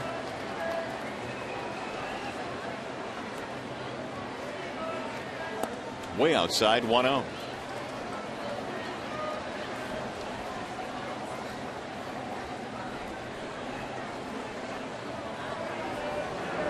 Meanwhile, lefty Rich Hill is warming up now for Cleveland in their bullpen. Action all the way around. Thought about it, let it go by, and the count is 2-0.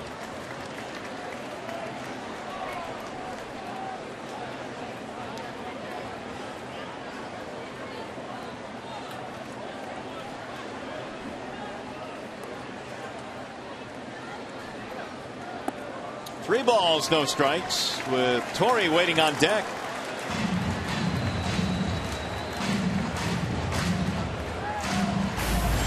Shaw, a former member of the Diamondbacks the last 2 years.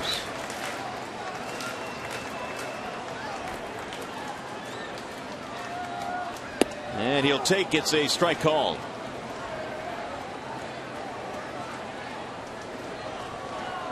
Indians got him from the Diamondbacks along with Trevor Bauer, pitching prospect. Matt Albers. 3-1. Swing and a miss. 3-2 on Iglesias. So with 2 outs, they will start the runners here. Tigers on top 6-2. They've added a pair on the home run by Infante, who's knocked in 5 in this game.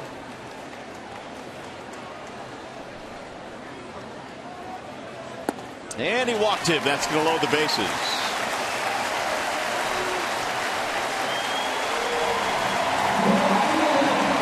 Now Torrey Hunter will stand in. Terry Francona sensing this one is on the verge of getting away. One big hit here for the Tigers. And they'll break it wide open. Yeah, Torrey Hunter sitting on that first pitch cut fastball. Should Shaw try to get ahead of him with that pitch. Tigers have several hitters that love to swing early when there's runners in scoring position. They will not let you throw that fastball over the plate. Bases are loaded. The 8th man to bat in the inning for the Tigers. And it's high and away, 1-0. Bring Gomes out to the mound.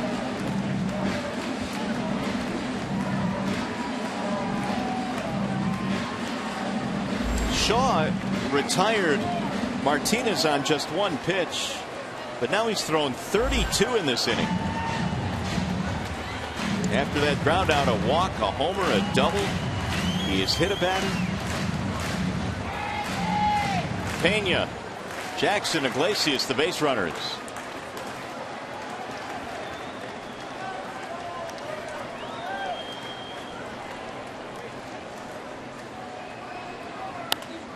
Had a rip there, fouled back. Tigers tonight 2 out of 7 with men in scoring position. Torrey in the ball game, an RBI single that happened back in the 2nd. Also hit into a double play. Fonte's had the big night so far tonight for Detroit.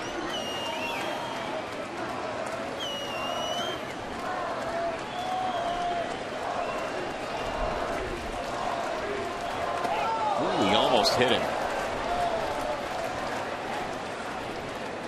2-1.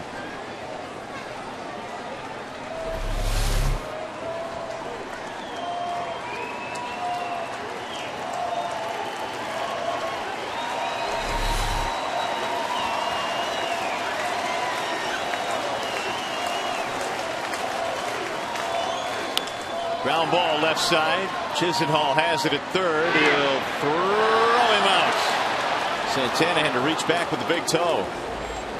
So the Tigers will leave him loaded. However, they get 2 more on the home run by Omar Infante, his 2nd of the night.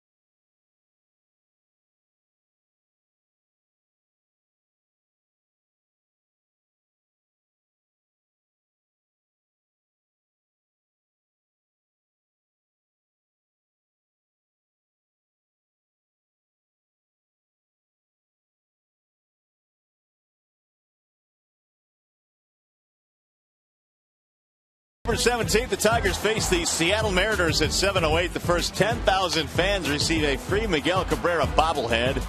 For tickets, call 866-66-TIGER or visit tigers.com. What do you got on the bobblehead there, Rod? Well, I mean, I'm sorry, man. I set you up there. Let's move on. I've seen better. I'm going to be honest. I'm just going to be honest. I'm going to throw it. I said it. I've seen better. Dirks will stay in the game and play it left for Tuiasosopo. And Sanchez back out there, and a big swing by Giambi. They've got that shift on for Giambi. The second baseman is out in the grass. The shortstop is swung around. Giambi, Chisenhall, and Gomes facing the right-hander. Missed the outside corner 1-2. It's a beautiful thing when you have a pitcher on the mound like Sanchez that can pitch to the defense. If he does give up a ground ball, you can pretty much book it's going to be right at the direction of those guys over there. Right to short right field. And Infante throws him out one away. Because sometimes managers can put a shift on, and the guy on the mound doesn't necessarily have the kind of command that Sanchez has, and he'll simply, negate the defense, so to speak. Well, let's see. Sanchez has, I should say, a total of 101 pitches now. At 97 through 6. Chisenhall, the batter. He skies one in the air to center. This will be routine for Jackson. Can of corn. Real nice back bounce start for Sanchez. He struggled his last time out against Oakland. Well, he gave up 1 run in the first and 1 in the 5th. That's been it. He's also only given up 5 hits in this contest. At one point had retired 10 straight. Here's Yan Gomes with 2 outs.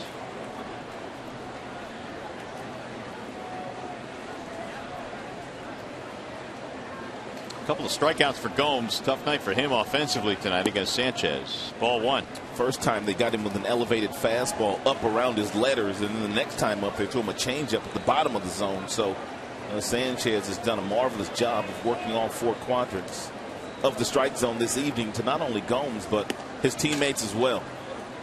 That view from high above the scoreboard at Comerica Park. 2 balls, no strikes on Gomes.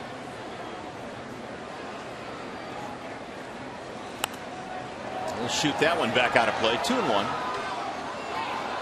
Well, if the Tigers win this one here tonight, they will have defeated the Indians 7 straight games.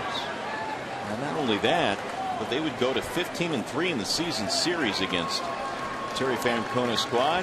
Francona can't wait to get the Tigers off their schedule. Here's the 2-1. Driven deep in the air to left field. That ball is hit well, and it's going to go. Crushed. Into the second row beyond the bullpens, and no longer struggling is Yan Gomes. That's a home run. Those hanging breaking balls, for whatever reason, they don't usually make it to the catcher's glove. Especially when a guy is looking for a fastball in the 2-1 count. If you get the hanger up, a guy like Gomes can hit it out, as he did.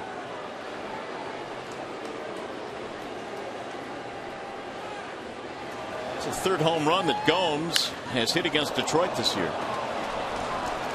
And Sanchez will depart. Tigers will go to the bullpen. Nice round of applause for Sanchez. Wallside Windows pitching change.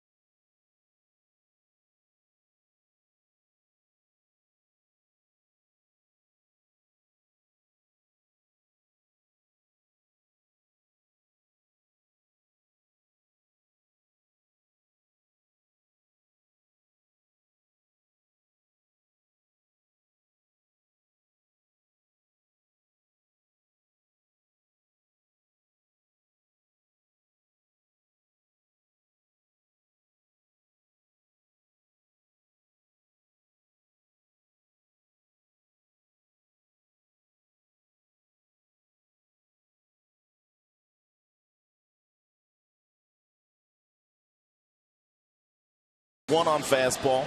He got one on the slider. He got one on the changeup. And then he got two more on real good, firm fastballs upstairs. He will, however, give way now to the Tiger bullpen. Drew Smiley has come on to take on Michael Bourne, and the first pitch blown away 1-0.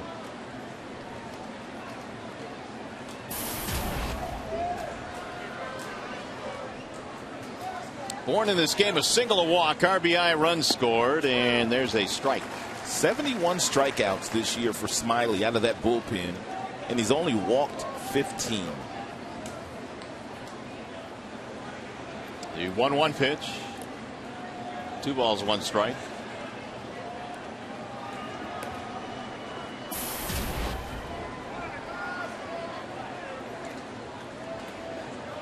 Tigers in the season series have outscored the Indians 116 to 64.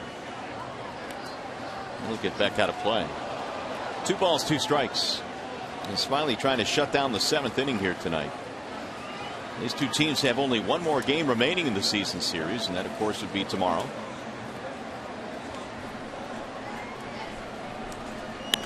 Little chopper back to the mound. Drew will handle this one. That's it for the Indians. They settle for 1 run in the Gomes homer. It is 6-3 Detroit.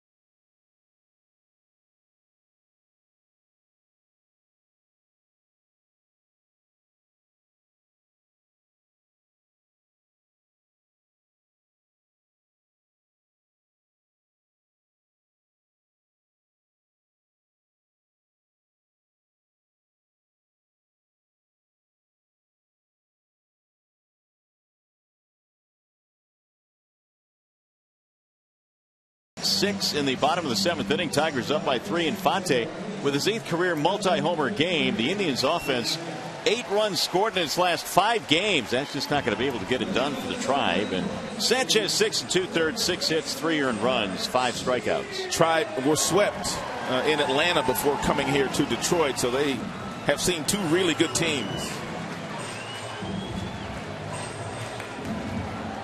So Cleveland dips back into the bullpen. Rich Hill will take over now for the Tribe. And Rich Hill's got that real slow breaking ball. We saw him in last night's game, and a lot of the pitches he featured to the left-handers with that slow breaking ball, about 80 miles an hour. That's exactly what the Prince is sitting on.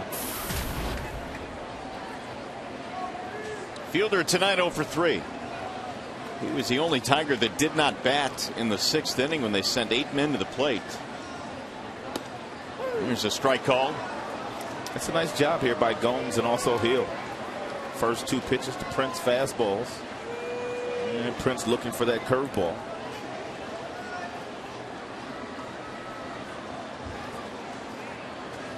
Can't look for that curveball now, however, not with 2 strikes. He must just simply look for the baseball and try to put it in play. And he does, and loops it out to left field. Base hit. Fielder is on with his first hit of the night. Kind of gives you an idea of the skill set of Prince Fielder. First 2 fastballs he simply took because he was looking off speed. But with 2 strikes, forced into swinging at a fastball up in the zone, muscled into the outfield for a single. Iglesias a couple of hits tonight, and Fonte has the 2 home runs. Tiger box score is littered with quite a few hits tonight. That was number 10 for Detroit. Here's Victor Martinez. Singled and scored in his first at bat.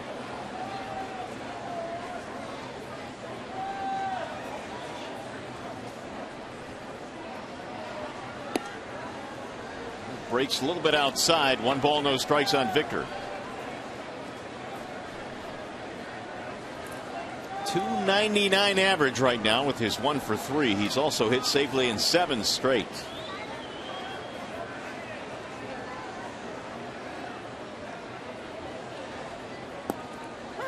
I thought that Victor would get to 300 before the season was over. I did not think he'd be sitting there on September 1st. No, I didn't either. From where he started to where he is right now, it took, well, 2 really unbelievable months. And he's put them back to back.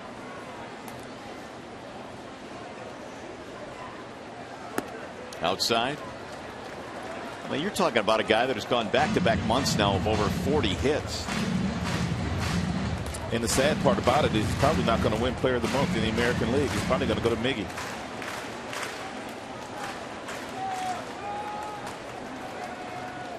And it's not like Miggy didn't earn it, but it's probably going to go in his direction. Here's the 2-1. Ooh, really? Martinez can't believe it. That's exactly what Victor's thinking. And as well as Victor's seeing the baseball, you know he probably has a beef here.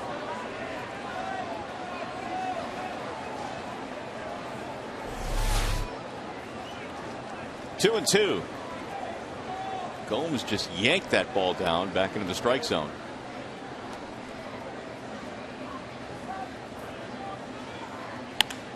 On the ground is second. Kipnis, Cabrera, and a double play. 4-6-3 in the scorebook, and you can see the Tigers play the Seattle Mariners September 16th through 19th. While you're at it, take advantage of the weekday value pack. 4 upper box tickets, hot dogs, chips, and soft drinks, all for just $72. Call 866-66-TIGER or visit tigers.com.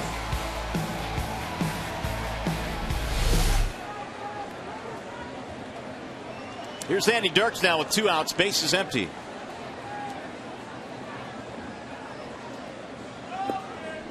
It's the 3rd double play the Tigers have hit into tonight. Andy had a pinch hit walk back in the 6th.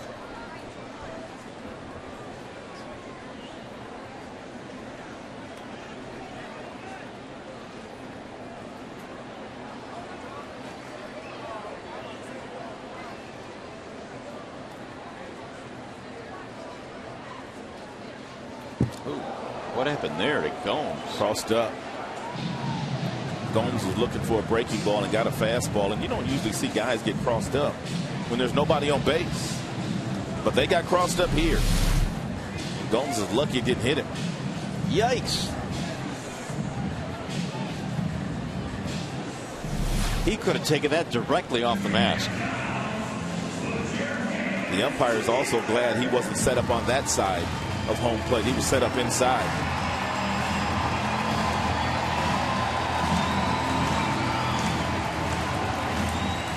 2-0 on Andy Dirks. Tigers ahead 6-3 as we play in the 7th inning, and Jose Veras will be coming into this game. Tigers 8th inning man. Benoit, of course, the 9th inning guy.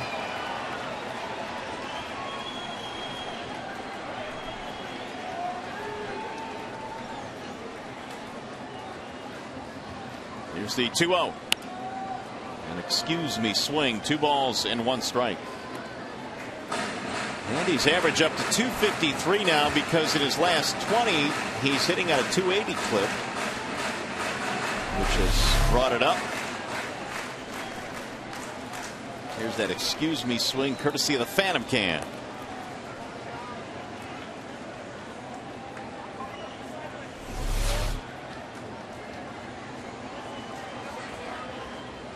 Swing and a miss.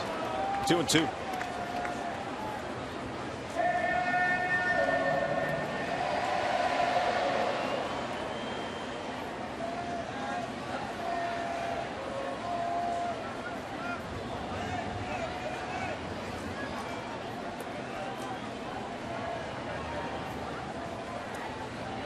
Full count now, 3-2 as that one gets away from Gomes. Tigers 6 runs, 10 hits, and the Indians tonight 3 runs on 6 hits. Infante has been the man of the night. He's waiting on deck. 2 home runs tonight for Omar.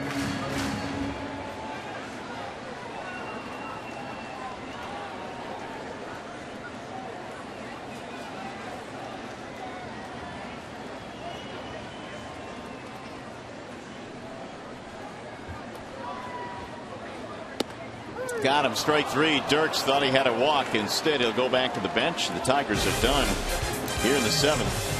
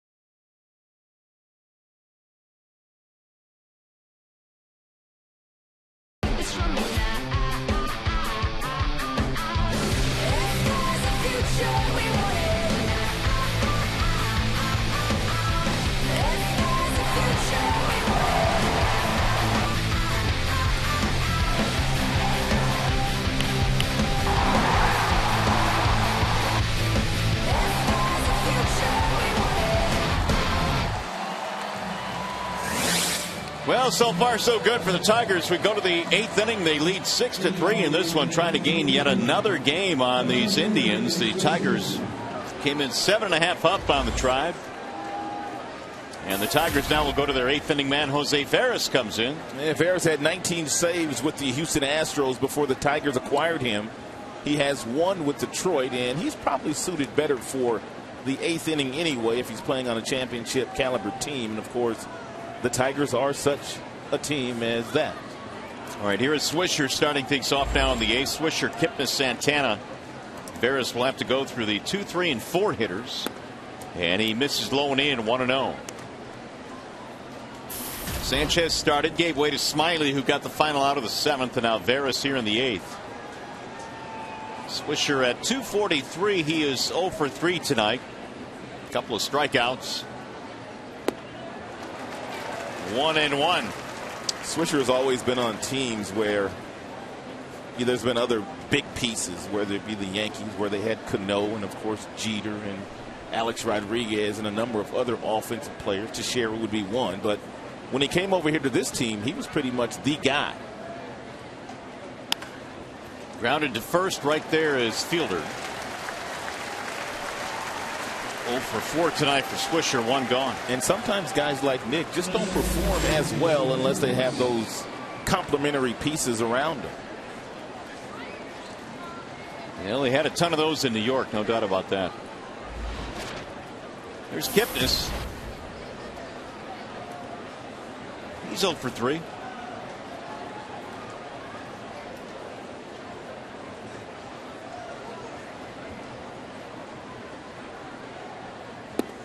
In for strike 1. Tigers pitchers have Kipnis talking to himself. He just has not had a good year against Tigers pitching. He's not the only player, though. But I guess it's kind of magnified when you play as many games against one team as the Tigers and Indians play against one another. Well, now he's down to the count 0-2. Seems like it's that way every time he goes up there. We're talking about a guy that made the All-Star team this year. Yeah, he did. Had a fabulous first half. Good player. Really good two-way player. Can do a lot of different things. He can run. He can defend. Breaking ball sails low. 1-2. Tiger bullpen trying to finish this one off. Benoit likely to come on in the 9th inning. Kipnis this year against the Tigers batting just .205 in the season series. That's it. Here's the 1-2. And there's the base hit. Into right center field, maybe more. He's going to take the turn and go to second. He is in with a double. 1 out, 2 base hit. And the 7th hit of the game for the Indians.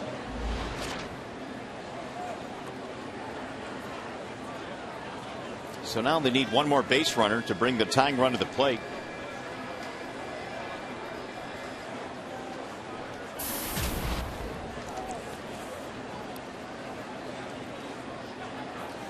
Santana singled in a run way back in the 1st inning tonight, and he now has 58 RBIs.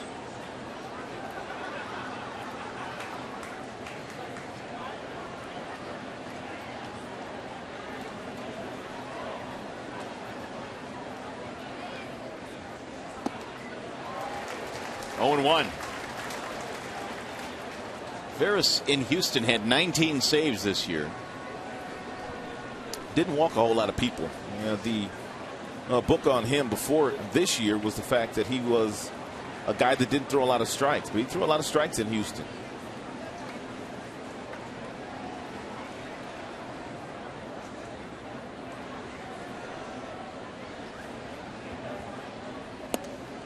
Low and in, 1 ball, 1 strike. Always nice to see some of the arm action in Phantom Cam. That's a breaking ball there. You can see it roll right off the fingertips of Jose Veras.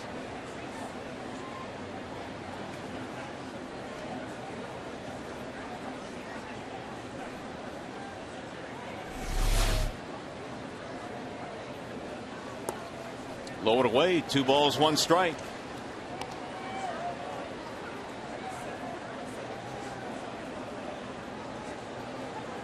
Indians tonight have had a double, a triple, a homer, and 4 singles.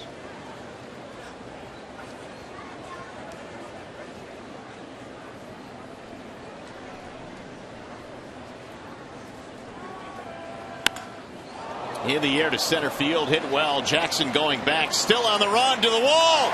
Makes the catch and then drops it. Jackson may be hurt as well. They might get 2 runs in. Santana rounding third. He is going to come around to score.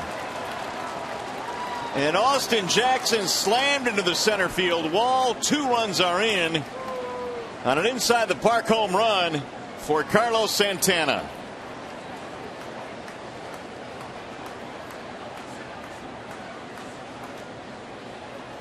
(6-5) ball game.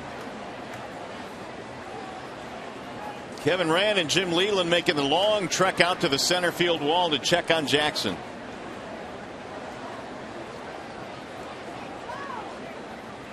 Jackson said it's his shoulder.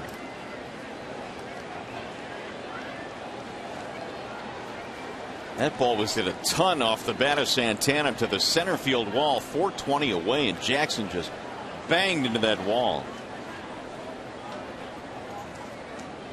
You can tell Austin's in a lot of pain right now.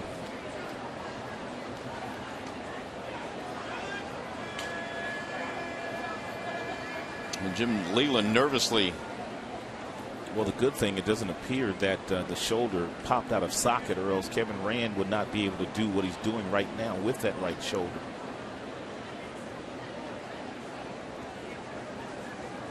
Meanwhile, it's a 6-5 game. Santana's inside the park home run. I think Austin may be more scared than anything. Hopefully that's the case.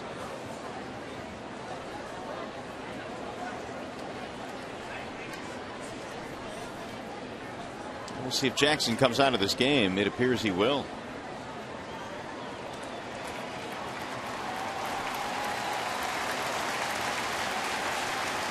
Or will he? Well, Jim was calling for someone.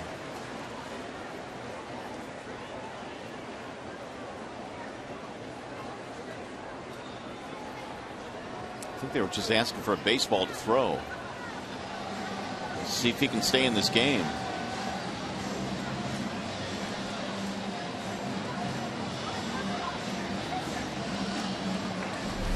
This ball was absolutely scorched off the bat of Santana. Jackson gets back to the wall and nearly makes a spectacular catch, and he put his hand up on the fence to brace himself, and that's when he had the issue with the shoulder.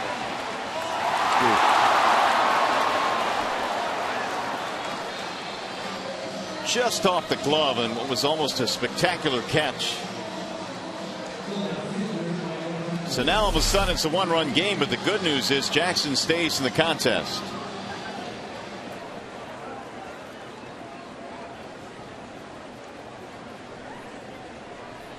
And that'll bring up Michael Brantley. Inside the park home run for Carlos Santana.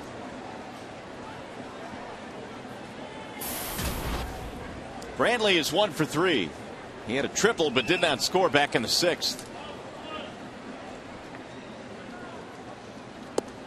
Ball 1.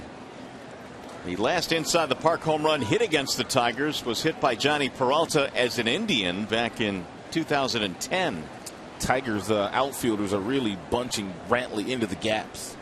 Torrey Hunter is way over in right center field. Dirk's all the way over in left center field.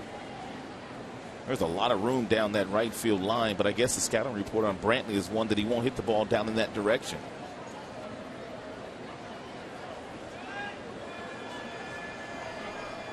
So Brantley now becomes the tying run at the plate. 6-5 is our score. And a ball outside. 2-0 the count.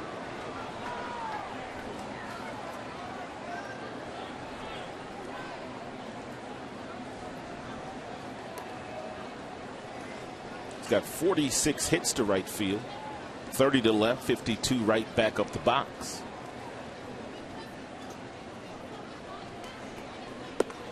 Way outside, 3-0. Oliveras puts him on. Cabrera is next. This might be one of those outings where Jim might try to stretch more than one inning out of Benoit, but probably not. Albuquerque's up, and Phil Coke, who just came back up from the minor leagues, is up as well in the Tigers bullpen. Here's the 3-0. That's in there. 3-1 on Brantley.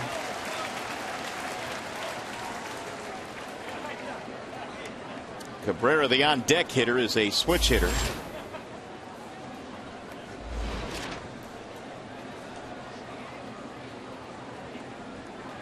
Still only one out in the inning. Double by Kipnis and an inside-the-park home run by Santana. High, towering fly ball, center field. Jackson under this one. So second out of the inning.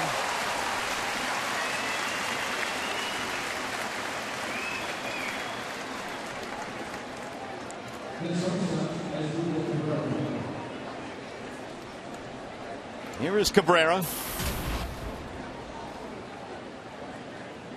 Infield single tonight for Asdrubal, 1 for 3.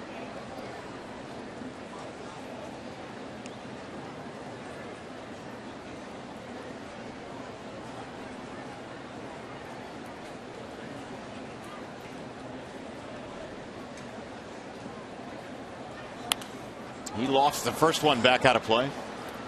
Tigers in the bottom of the 8th inning will have Infante, Pena, Santiago, the bottom 3 in their lineup due up.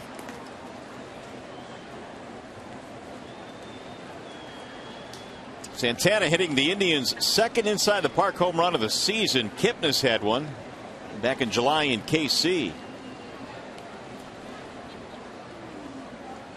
Here's the 0-1 pitch. Low and away, 1 ball, 1 strike. Got awfully quiet in here.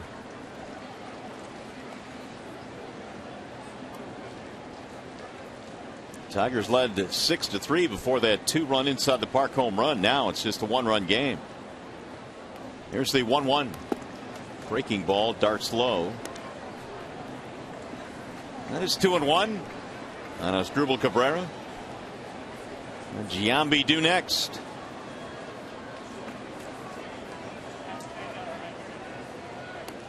Meanwhile, it's Matt Albers warming up, or at least watching the action. He has been tuning up.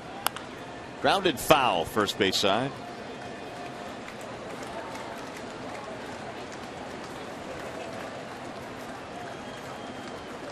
Two and two on Asdrubal Cabrera.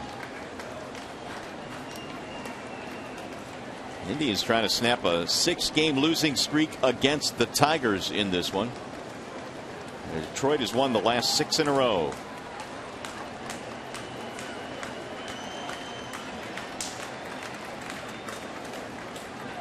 Way outside, 3-2. It's 21 pitches now for Veras. Giambi on deck.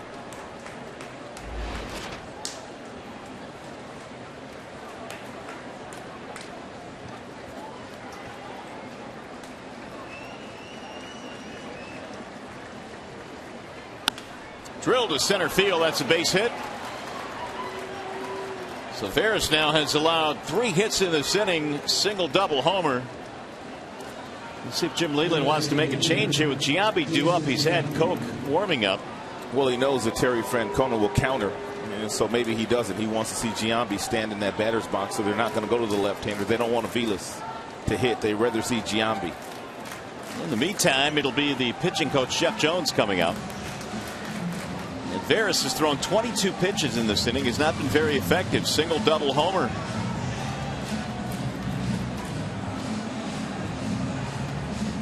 Something else that Jeff Jones will remind Veras of is the fact that Cabrera on first base has 7 steals. He's only been caught 3 times. And so you just can't let him get too good a jump. You have to pay some attention to him to keep him out of scoring position. Albuquerque has taken a seat. Rondon now is joining the lefty Koch.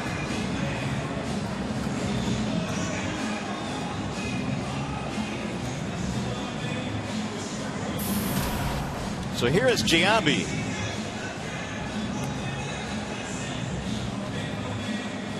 All of a sudden the Indians now bringing the go-ahead run to the plate. They're down by 1. Cabrera has singled here to keep it going in the 8th.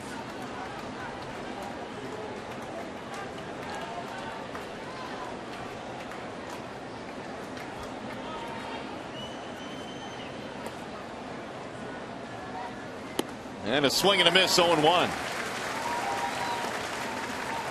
Single and 3 at bats for Giambi. He has hit 8 home runs this year. 42 years of age now.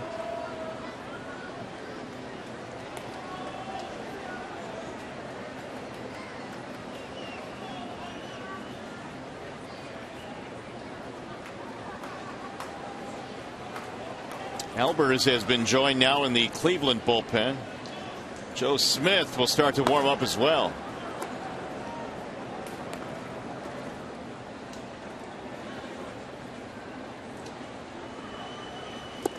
Way outside, 1-1.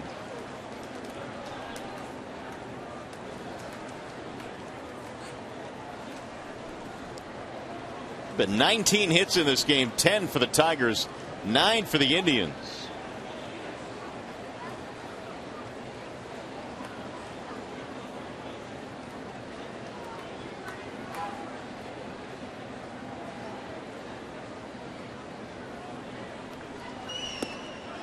Just off the plate, 2 balls, 1 strike. Bears has thrown quite a few pitches here that have been close, but the Cleveland Indians are grinding out some at bats. They're not even offering at these borderline pitches he's throwing.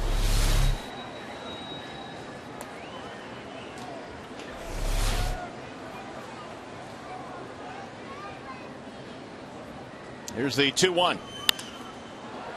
Slicing away from the left fielder, headed back into the seats. 2 balls, 2 strikes now on Jason Giambi,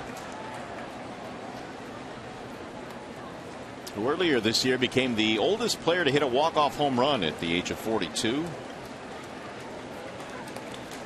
Here trying to at least tie it up with an extra base hit.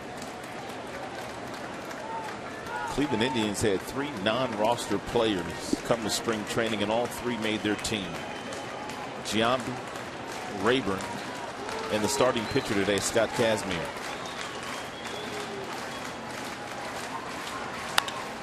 High fly ball, center field. Should end the inning. Jackson waiting under it. And that is all for Cleveland. However, they tighten it up. Santana inside the park, home run. Jackson slams into the wall.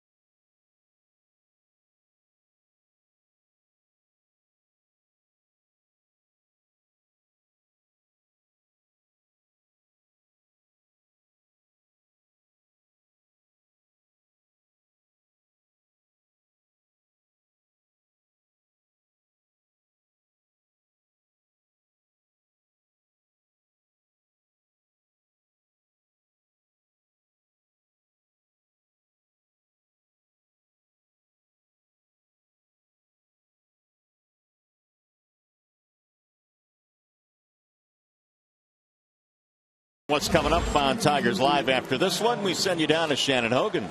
Hey guys, yeah, of course, after the game ends, our coverage continues here on Fox Sports Detroit with Tigers Live. I'm going to be heading into the Tigers clubhouse to chat with Jim Leland and some of the other players. Hopefully it'll be a win tonight. And Mario and Rod, you know Omar Infante kind of shy when it comes to being in front of the camera. I'm going to do my very best to get an interview with him tonight to talk about these 2 fantastic home runs. I'll send it back to you. It's all coming up on Tigers Live after the game. All right, Shannon, thanks. And I'm sure Mr. Infante will give her a couple of minutes. Matt Albers will take over now for the Cleveland Indians. Yeah, Albers has a fastball that will go anywhere from 92 to 95. He's got a curve, a slider, and a changeup. 3-1 this year in 44 games. So the Tigers now will try and rebuild that lead here in the bottom of the 8th. They're up by 1. And nearly 80% of the pitches that Albers throws are those fastballs, and that go anywhere from 92 to 94. So we'll see what he does here to Infante, who is an outstanding fastball hitter. Well, Infante with 5 RBIs tonight, a 3-run shot, a 2-run shot. Average up to 319 with 9 home runs this year. And Omar looks at the first pitch outside, 1-0. Omar has done all the damage here today, with the exception of Torrey Hunter, and getting that base hit right back up the middle. 10 Detroit hits in this game, but they are clinging to a 1-run lead.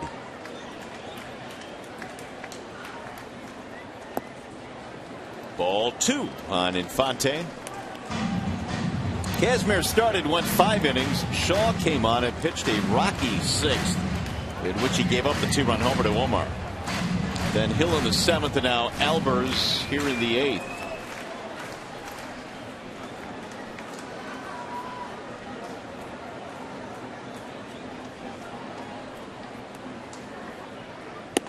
That's it for a strike, 2-1.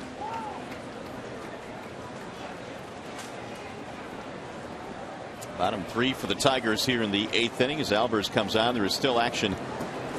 Cody Allen and Mark Zepchinski.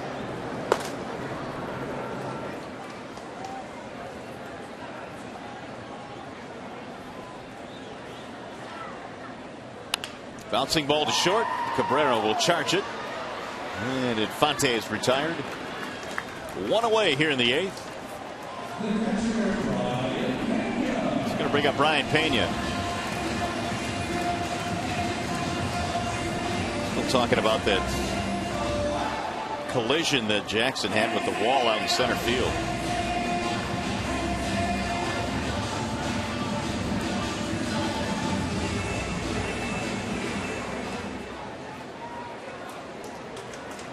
Looks like Glacius do it down there.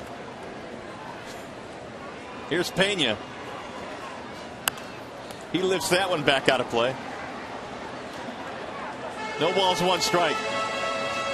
Bryant tonight is a double in 3 at-bats.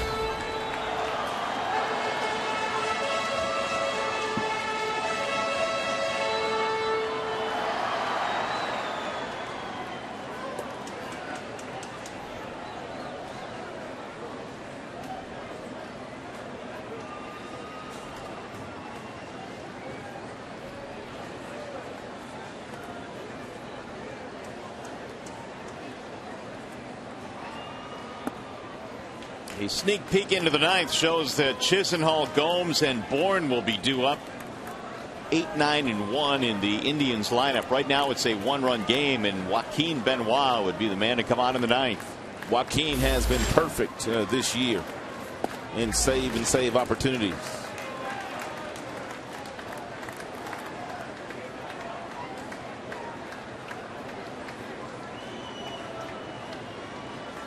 Two and 1 on Brian Pena.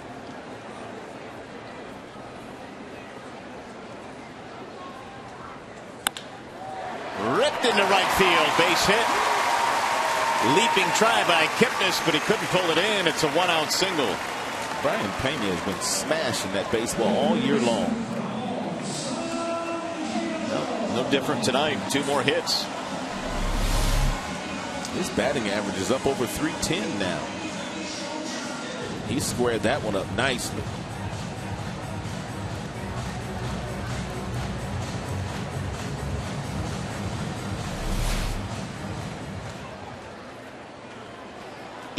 Detroit hits, and here is Ramon Santiago. Ramon singled back in the 2nd, scored a run.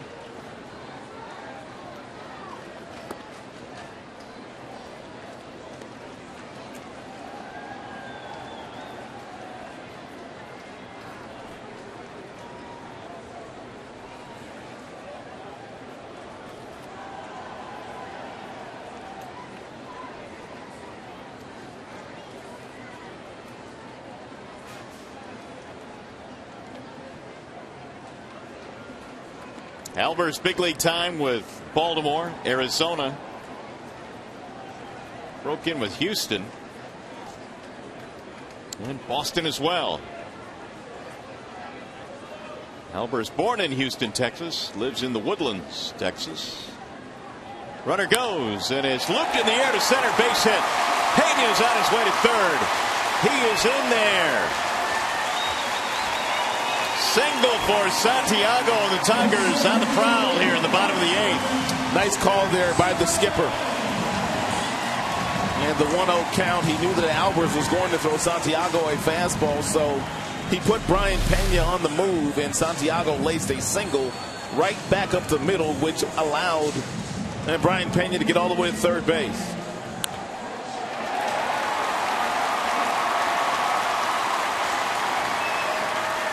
And Pena now will be lifted for the pinch runner, that is Hernan Perez. That's a huge run standing at third base right now, and here comes Terry Francona. Austin Jackson is due up.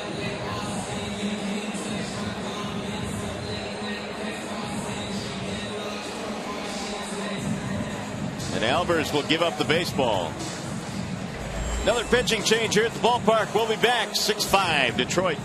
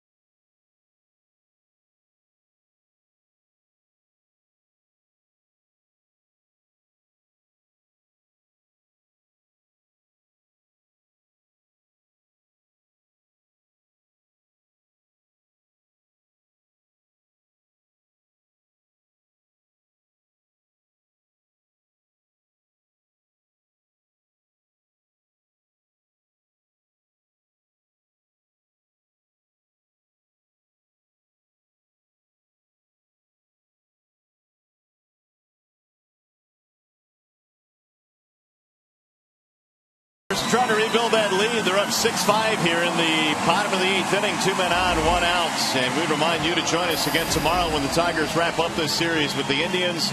Coverage begins at noon with Tigers Live tomorrow right here on Fox Sports Detroit.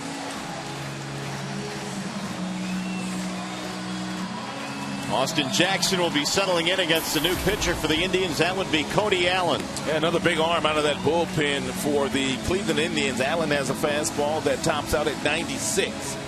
He complements that with a really good curveball and also a real late breaking slider.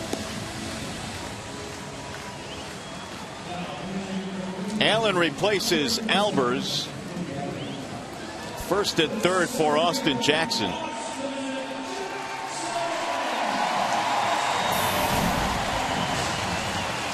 AJ tonight's single walk hit by pitch.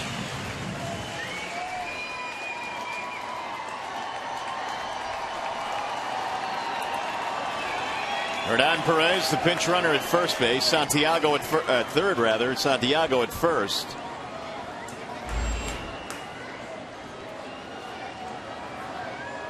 And it's driven toward the gap in left center field. It's going to get down and go to the wall. This will get 2 runs in. Perez scores. Santiago scores. It's a triple for Jackson.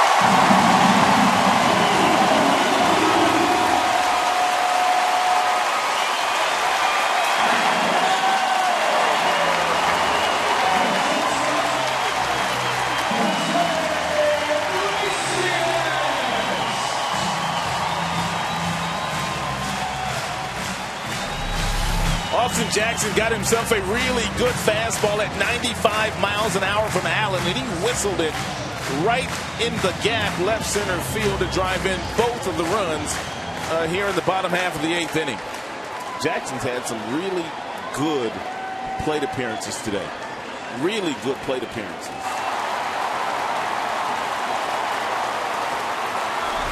Infield in now as Iglesias steps up. Pitch out, but nothing happening. 8-5 in favor of the Tigers.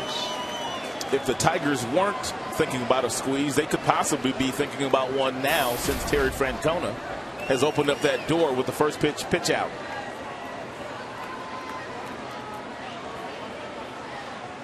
Swing and a miss. 1 ball, 1 strike. Tigers only have the one squeeze this year, the one where Iglesias laid the ball down. Can you think of another one other than that one? No, I cannot. But it would be awfully nice to get this run in from third base. Right now, a 3-run game.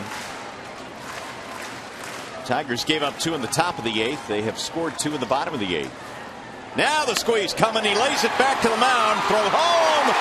Save! Iglesias does it again. Terry Francona opened up the door with the first pitch out. And that was not a good bunt. Thank God Jackson has great speed. That pitch was up, and Iglesias did all he could to lay it down. It was close. I mean, this ball was bunted very hard back to Allen, who wasted very little time getting the ball to Gomes, but Jackson has that great speed, able to get that left hand in underneath the tag of Gomes. Great slide by Austin. Ball was up at the bill of his cap. Jackson beats the swipe tag of Gomes. Good call. 4-run lead for the Tigers. And a strike called on Torrey Hunter. Tigers getting to this Cleveland bullpen tonight. They have gotten 3 big ones here in the 8th.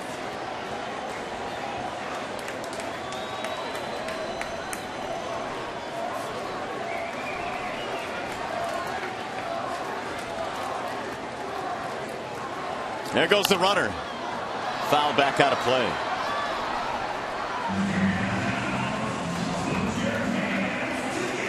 Iglesias can handle that bat, and he comes through again here in the 8th inning with a squeeze. And a pitch that was at his eyes. Really almost. The fact that he got that ball down was pretty amazing. Yeah, most guys pop that ball up. Look at this. Over his head. And he still got it down.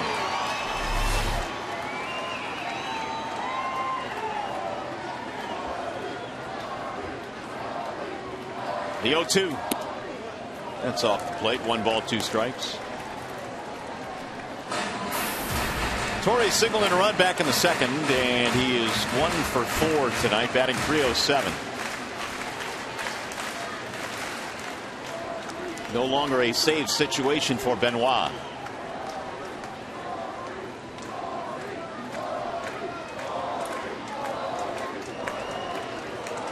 Here's the 1-2. Swing and a miss.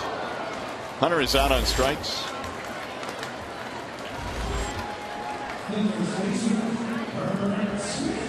Here is the other squeeze bunt the Tigers had this year. It was August 17th against the Kansas City Royals, and Iglesias laid it down, and Infante came home without really a play.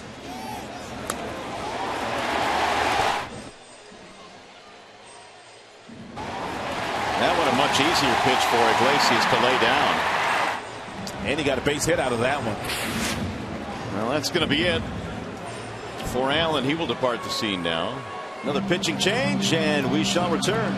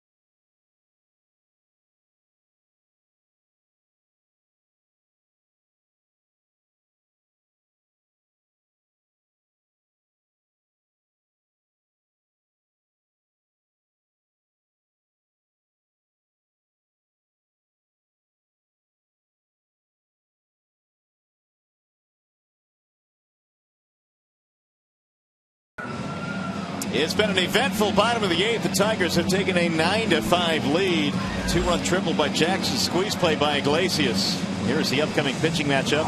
Presented by the Michigan Office of Highway Safety Planning. Tomorrow in the finale, it's going to be Danny Salazar and Justin Verlander. Salazar's got a great arm. We saw him in a start just a few weeks back when the Tigers swept the Cleveland Indians in their own ballpark. And Justin Verlander desperately needs to go out there and have a good game tomorrow.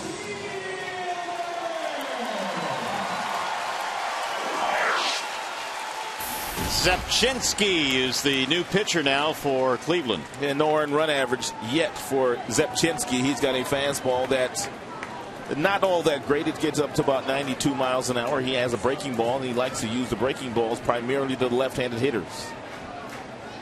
Prince Fielder stands in.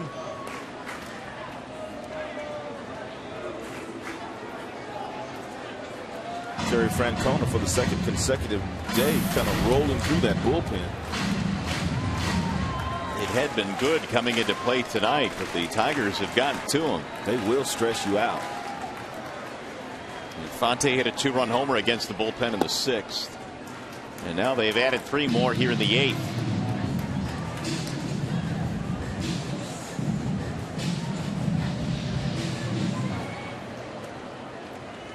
Here's one of the big bats tonight. 5 RBIs, 2 homers for Omar.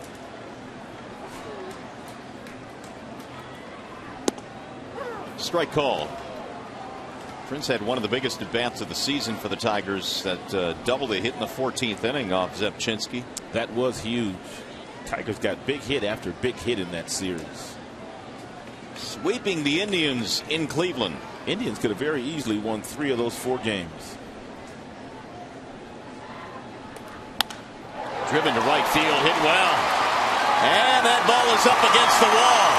Iglesias coming around third. They're going to send him home, and he will score standing up. Prince gets Zepchinski again for a double.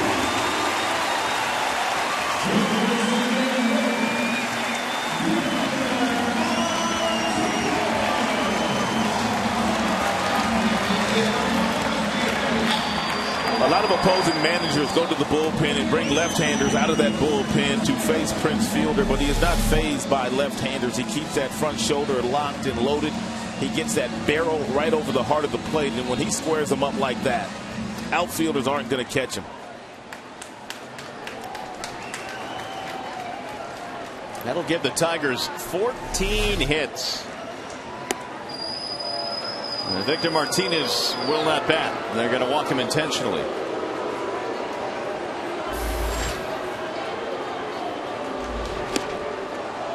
Suddenly a 5-run Tigers lead, 10-5. They answer the Indians' 2-run 8th with 4 of their own.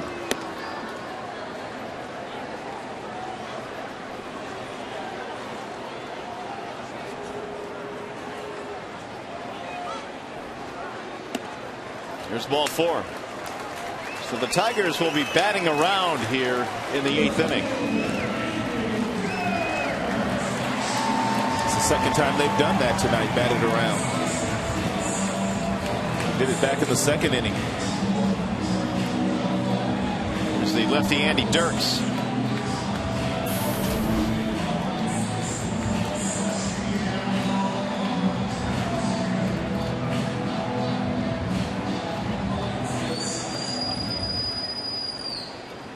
Also sent 8 men to the plate in the 6th inning.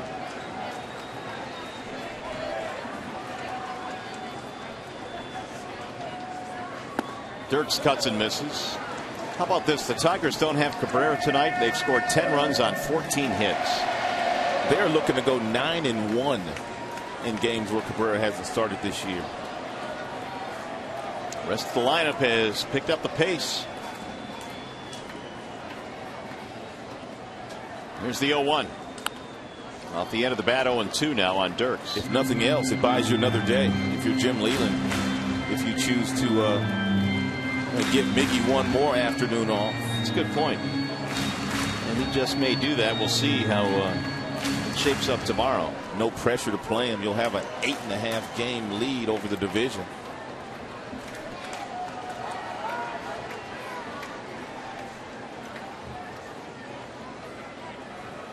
Here's the 0-2. Right back up the middle. Diving stop by Cabrera. Fielder will stop at third base. Martinez moves up to second. Infield hit. Looked like Cabrera was shaded. Blocked, I should say, momentarily by Prince Fielder, who was on second base and didn't get a great jump on this ball. Had he been able to see it off the bat, he probably gets there. Prince is right in his way.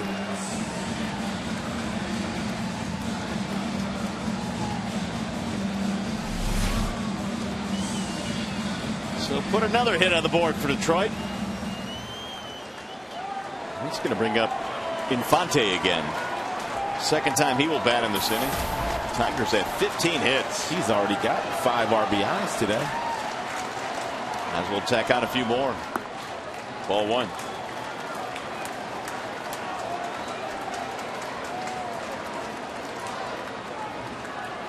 Ten runs on 15 Tigers hits, 5 runs on 9 hits for the Indians. Ground ball to short. Cabrera has it there. They will get the force to end the inning, but it's a big inning for the Tigers. A 4-run 8th for Detroit. Jackson triples in 2. Iglesias with the beauty of a squeeze. And the Prince finishing it off.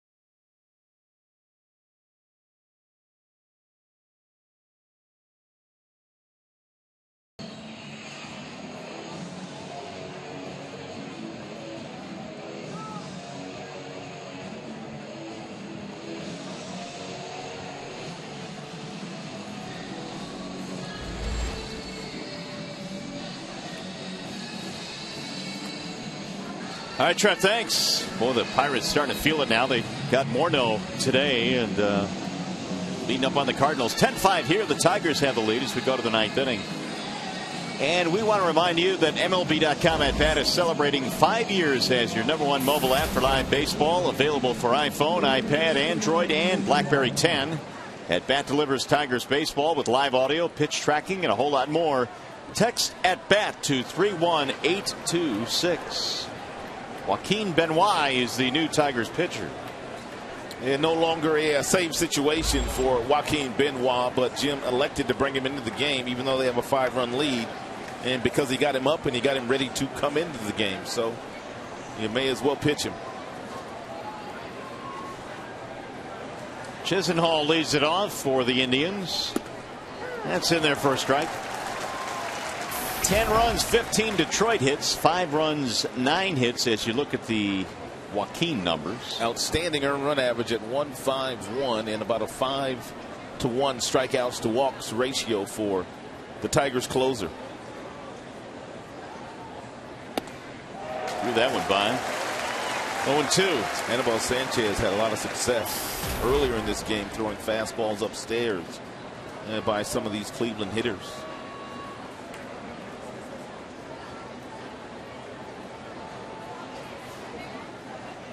Alex Avila comes in to catch after they pinch ran for Pena. Swing and a miss. Chisenhall is out of there. One gone.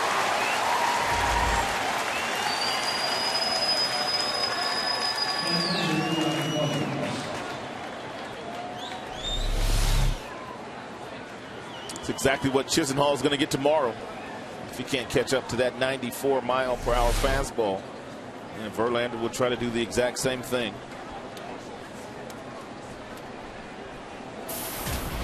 Yan Gomes hit a homer back in the 7th.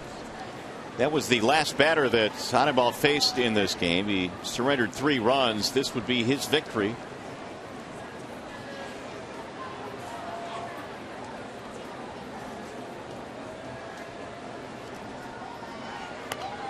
Popped up foul, back out of play. Sanchez would move to 12-7 if the Tigers get 2 more outs here.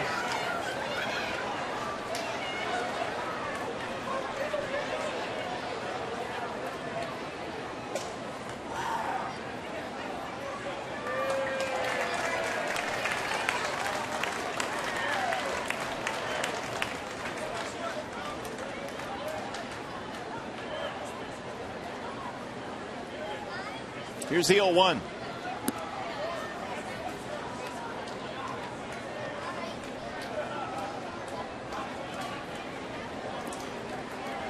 Tigers 2 outs away from going to 15-3 in the season series this year against the Indians. It would be the most wins against Cleveland in any single season since 1960. And they also won 15 games that year. Bouncer back to the mound. Easy play. That's a broken bat. Ground out. 2 gone.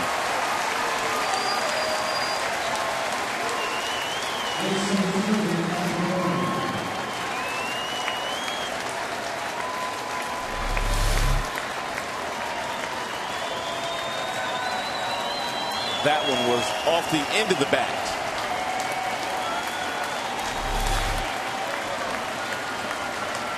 Michael Bourne is in there now with 2 outs and the crowd to its feet.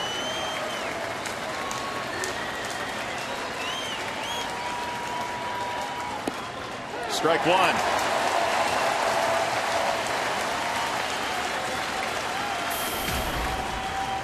It's good to see a closer come into a game where they have a really good and big lead and still just fill up the strike zone with lots of strikes.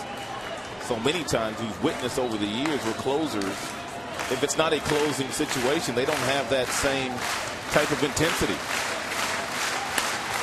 Fly ball, left field. Dirks going back, should do it. And the Tigers have won the first 2, and they lead Cleveland by 8.5 in the Central. That's a lot. A 1-2-3 ninth inning for Joaquin Benoit. No jump this time. Let's just give each other a docile high five. We'll be back.